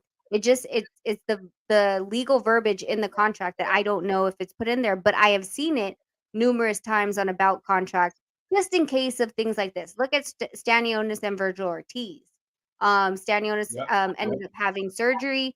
They ended up postponing the fight. Could Virgil everyone was saying, "Hey, someone can step in for Stanionis. Virgil can fight someone else." Nope, not based on the contract. If there's a postponement, there's usually a grace period. There has to be, of course, medical records, and then a grace period that they have to postpone the fight to. Of course, not indefinitely, but usually about 60 to 90 days, depending on the injury. And then they still have a right to that fight that they have been that they had staged. And you can't just go and say, "Oh, well, this fight was scheduled for this date. Um, apparently, if I can't fight that date, then I'm out of all legal obligation." It doesn't always work like that, and I can't really. I'm telling you based on what I've seen in contracts. I can't say what is in their contract, but I would readily assume that any postponement, they're going to want to have their insurances covered. Yep, I was going to say the same thing. Especially, we already know that the promoter has already invested monies to be able to build this card, and so if you have an obligation to that promoter, even though you believe that you have right to back out because of an injury, you can't go on another promoter's card and say, okay, because I'm cleared now, or I'll be clear by this date, I'm going to Mhm, fulfill a new obligation without letting the old promoter basically get their initial investment back, at least recoup some of those expenses, such as airfare, hotels, the undercard, the opponents, all those different things that the promoter put in. And if the mhm. new promoter is not willing to pay for at least the initial investment, then of course that promoter is not going to let someone like a Hank Lundy fight on the new promotion's card. It's just probably not going to happen. Correct. Yeah, exactly. I think that's what we're like it's all in the fine print, which I feel like a lot of people don't read. And yes, does it suck? Yes, it does. But at the same time, like you have to be looking at exactly what you're signing down. And so, I know Hammering Hank is saying that all will come out. They're gonna pay for what they did. If his lawyers are saying that he's free and clear, then I'm inclined to believe him until it's proven differently, because if he actually has lawyers reading this, I'm assuming that they're gonna tell him like, "Hey, dude, we have no case." Or, "Yeah, we can," right? I'm just gonna hope that the Yeah, lawyers aren't just trying to run billable hours on him, and that they're fully explaining to him that when they go into the courts, that this is their leg to stand on or not. Um, I can only hope because I haven't seen the contract. yeah, very good point. And so speaking of the OK Prime card, we Mhm, have Adrian Broner. He does have, a new opponent. And as a manager, I mhm, wanted to get your perspective on it because I think it's a great opportunity for Michael Williams Jr. I think that's his name. That's the new opponent. I think that's his name. I think his name is. Let me make sure I get his name correctly. Everybody's talking about him. His name is Michael Williams Jr. and mhm, his record is 20 wins, one loss. 13 of those 20 wins have come by way of knockout. He's mhm. 23 years old. His height is 6'1", and his reach is 74 inches. And he literally just got given his fight for this year. So when you listen You're to that breaking as a boxing manager, you were say that breaking again. up. So you broke up at, that he was 6'1", and then you broke up. Okay, so let me give it to you again because I don't want to break up because I want to get great perspective on this from a manager's what we do for a living in this business. You got the Mhm, guy Michael Williams Jr. He's 'kay. 23 years old, which is 10 years younger than Adrian Broner. He Mhm, just fought in April of 2022. He 'kay. has 20 wins, one loss, 13 of those wins come by way of knockout.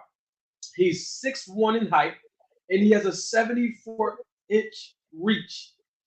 Wow. For a guy like this young man fighting Broner, coming off of a 2 year off, I mean, this is a great opportunity for the young man. In our case, if we were managing him, but Mhm, as a mhm. boxing manager, when you look at the totality of this, is that a good look for Adrian Broner?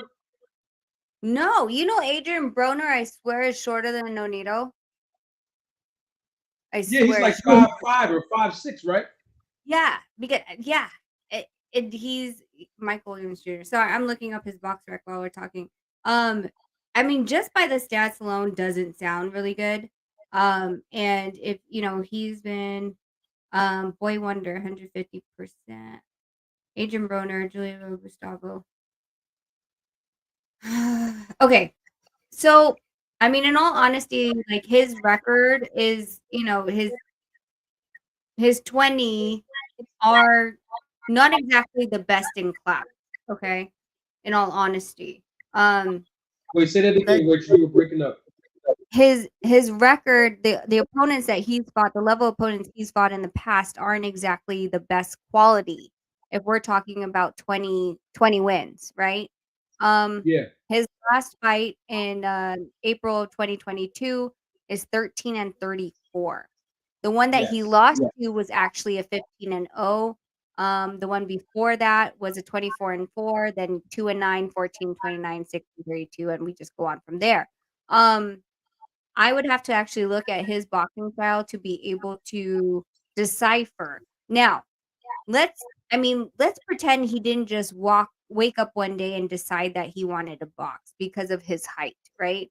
And he actually has decent. Let's just pretend it that he assumingly has decent foundational skills, and can use his height an advantage, then it's going to be a long night for Adrian Broner.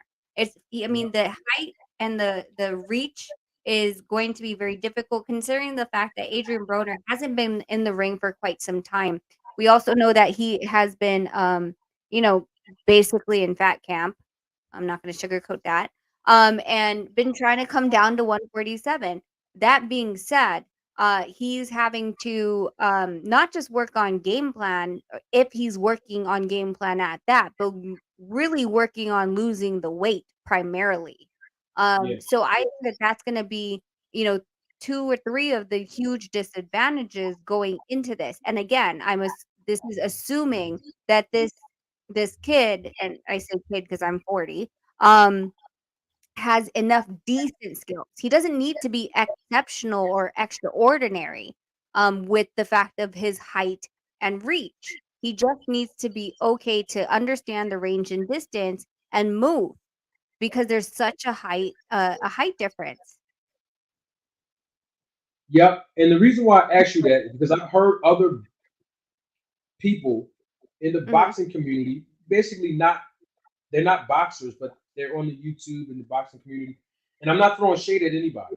I just wanted the whole entire public to understand the mindset of a manager when we're conducting research and we're looking at Mhm. a body of work of a fighter, when we're trying to move our fighter as a prospect, or we're trying to put our fighter in a position that we manage to be a world champion or to be a contender.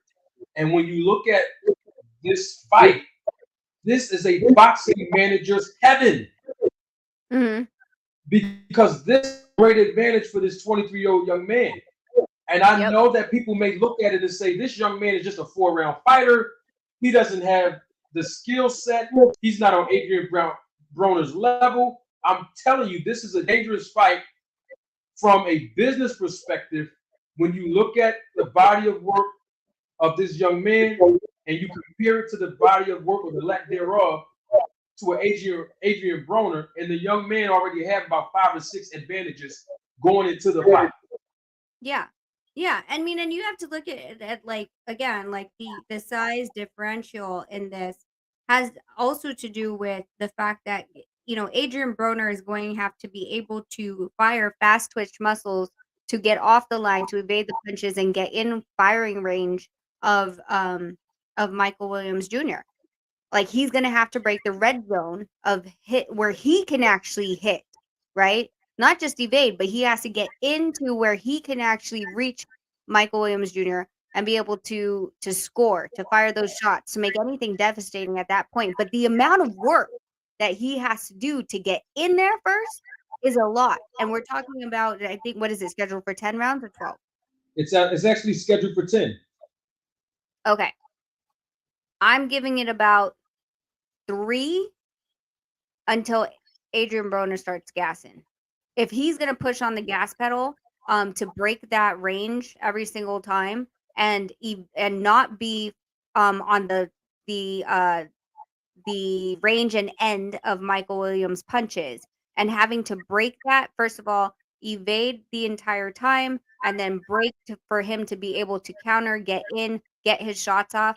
I'd say about 3 or 4, he's gassing. Adrian Broner, sorry. I need to be clear.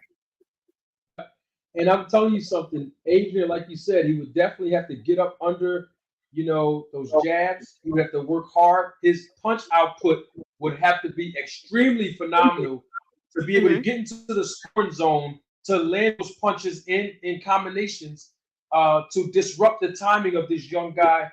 Because I don't think this young guy is going to come to lay down for Adrian Broner. And I'm not saying Adrian's going to lose.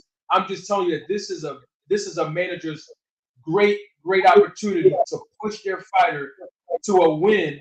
And we saw this happen a lot of times in boxing, particularly when Romain Villa, I believe that's Lukowitz. That's Lukowitz fighter. Samson? Samson Lukowitz. Yeah, that's his fighter. And Romain Villa, he did a good job against, especially in those later rounds, against Rashidi Ellis. Yep. And these guys that are hungry, they don't come to lay down because they're the B side or the red corner and blue corner. They come and they fight. And I think this is going to be a very intriguing matchup, to say the least. Yeah, I think with Romain Villa, I don't know. Anyway, with him, like that was the biggest thing with pressure, right? When Romain was putting the pressure on Speedy, he was fast, he was hitting him, but it wasn't effective to where the point where Romain would have to reset to start throwing his shots, right? It wasn't devastating enough where it stopped his momentum, in addition to stopping the combination that he was thinking of throwing, because it was fast, 100%. But it was like basically just a flick, and he was like, okay, well, that didn't really affect. I'm going to keep going with what I'm thinking of going with. And being on that, he had to be on the outside, being on his back foot most of the rounds is exhausting. I think people don't understand how much it takes to move around that much. That's the amount, or possibly even more, that Adrian Broner is going to need to have to break the distance and get into Michael Williams Jr. Yeah. Very intriguing matchup. Rachel, is there anything else you want to say? I do want to say one more thing before you say something, and that is that the fans may not know this about you. I know that you are a trainer. I know that you are a professional boxing manager, but you also were an amateur in Taekwondo, correct? Yeah. Can you give us your experience with mixed martial arts? So I was in Taekwondo at the age of 8. I was trained under a traditional Taekwondo, not Olympic style. So I actually was trained under Eddie Croft, who had fought, I believe, Morales a long time ago, in the 90s. So he taught me hands, and then I went over to Olympic style.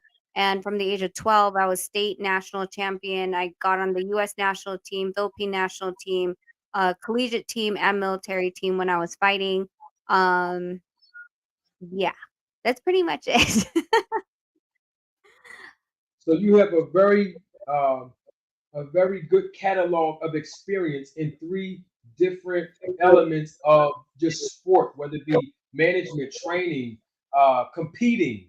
And so I wanted to make sure I pointed all 3 of those elements out to give you your flowers while you're still here. Oh, Is there anything? You're so welcome. Is there no, I think anything that's else? a big thing because like I think like there's a huge I think there's a huge misconception of a lot of females in in any relationship, and rightfully so. A lot of the women, like, they love to go shopping, which is, there's no problem with that. I'm just not that female, because I understand, when me and Onito met, I was still fighting. We would go run together. We'd sit in the sauna together playing plastic cards. I know how it is to cut weight. I used to have to make 101.3 and I walked around at 110, but it sucked because I don't have a lot on me. So to cut to 101.3 was really draining and taxing on my body. But I always made it, but it wasn't fun in our house. Nonito would cut 5 pounds on one workout, and I'd cut 1.2 in the exact same workout. So when when Nonito said, I think you should stop because of the fact that MMA wasn't a big thing when I stopped yet. So, Ronda Rousey wasn't making the money she was. There was no highlight of MMA of women. So Nonito said, like, hey, maybe you should just sit back and support me, be the manager for me and focus on my career. I took that backseat, and I've always, supported him from the outside, but because of my background in fighting and making weight, I understand him to a different level that I believe that people who have never made weight and have never been in the ring do not understand. They say they understand, they don't understand. And in addition to that, the one thing that I do bring to the game, for example, is Nonito hasn't ran since 2009. Like, he used to run like 10 miles, every other day or whatever. Um, he actually adopted a lot of the taekwondo training programs that we were doing on our feet, um, because of the fact that I had this long discussion with him. I was like, "Why are you running 10 miles?" And he was like, "Well, because of conditioning." And I said to him, I go, "So you're doing a pace jog for 10 miles and you're working your quads and your lower calf muscles, but literally at a pace, right?" And he's like, "Yeah." And I go, "How does that help you in the boxing ring?" And he couldn't answer. I was like, "Because last time I checked, you go front, back, side, diagonal, all the way around for 3 minutes, 1 minute rest, 3 minutes, 1 minute rest." And I always joked with him. I was like, "Listen," I was like, "Dude, why do you have chicken legs? Why do boxers have chicken legs?" Like, we would always make fun of them. And I told him, I was like, "Listen, there's a reason all of you guys have no freaking legs by the ninth, 10th round. Your legs are straight. Watch how many times these boxers' legs are completely straight. And it's because their legs can't carry them. If their legs can't carry them through 12 rounds, you're a sitting duck." Yep.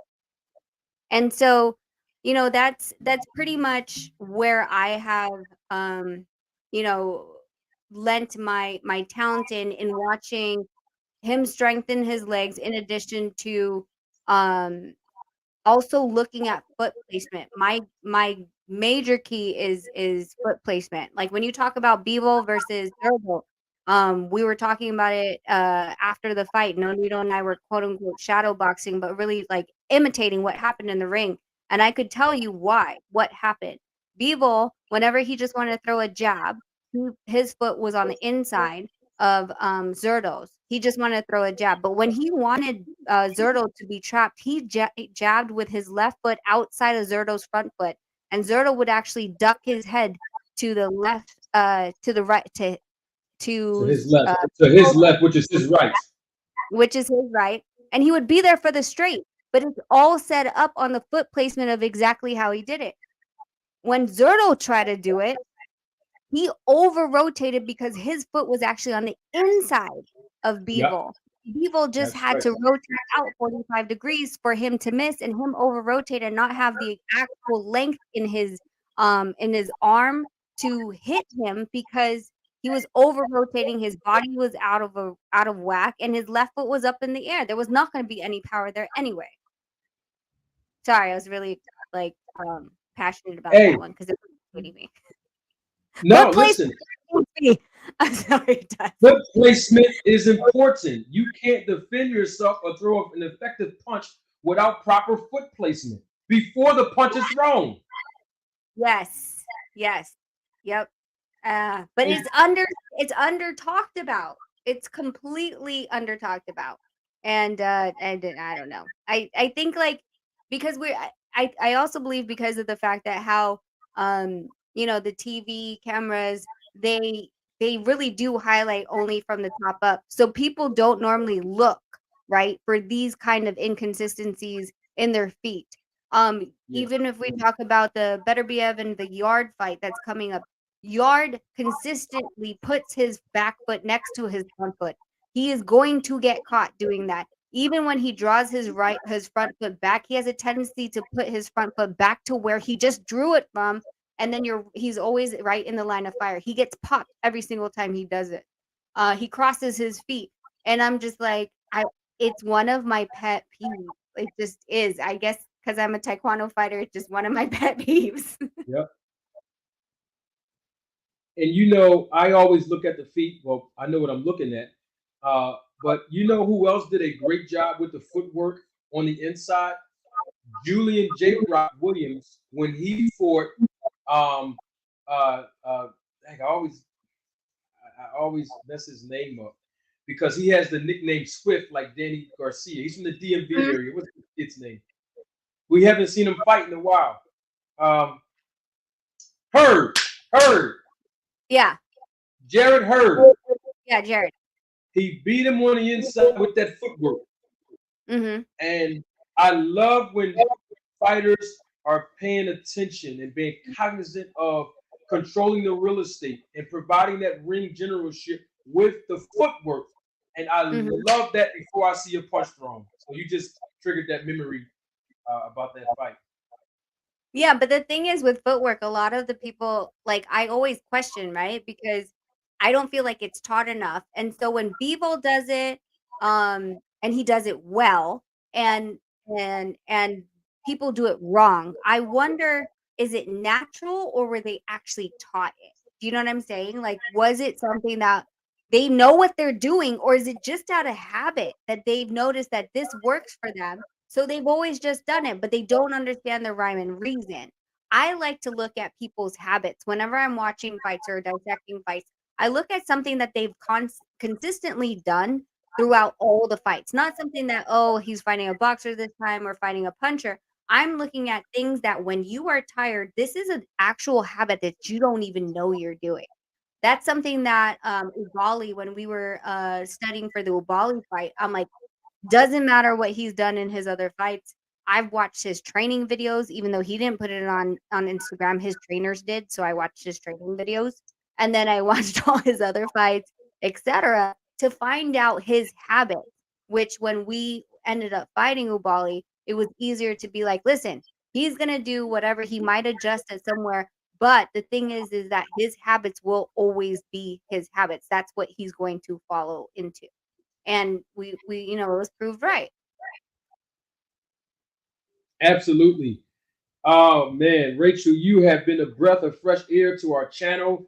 I salute everybody who's viewing live. We had the great Rachel Donaire, a trainer, professional trainer, and certified licensed professional boxing manager. Her husband, 4 division world champion, Nonito Donaire. I want to give you your flowers, but I also want to give you last words before we back out of the parking spot and take us all home. Rachel, is there anything else you want to say in closing remarks? You got the floor. Anything you want to say? Yeah.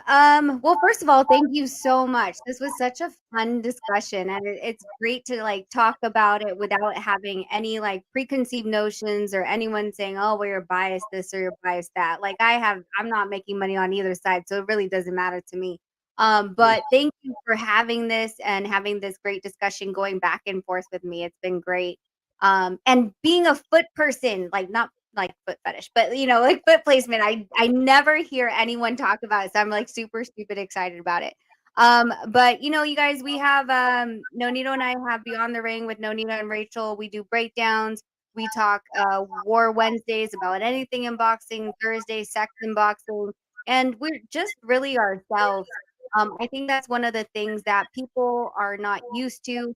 You know, there's people that are going to hate you no matter what you say, and they're going to try to tear you down.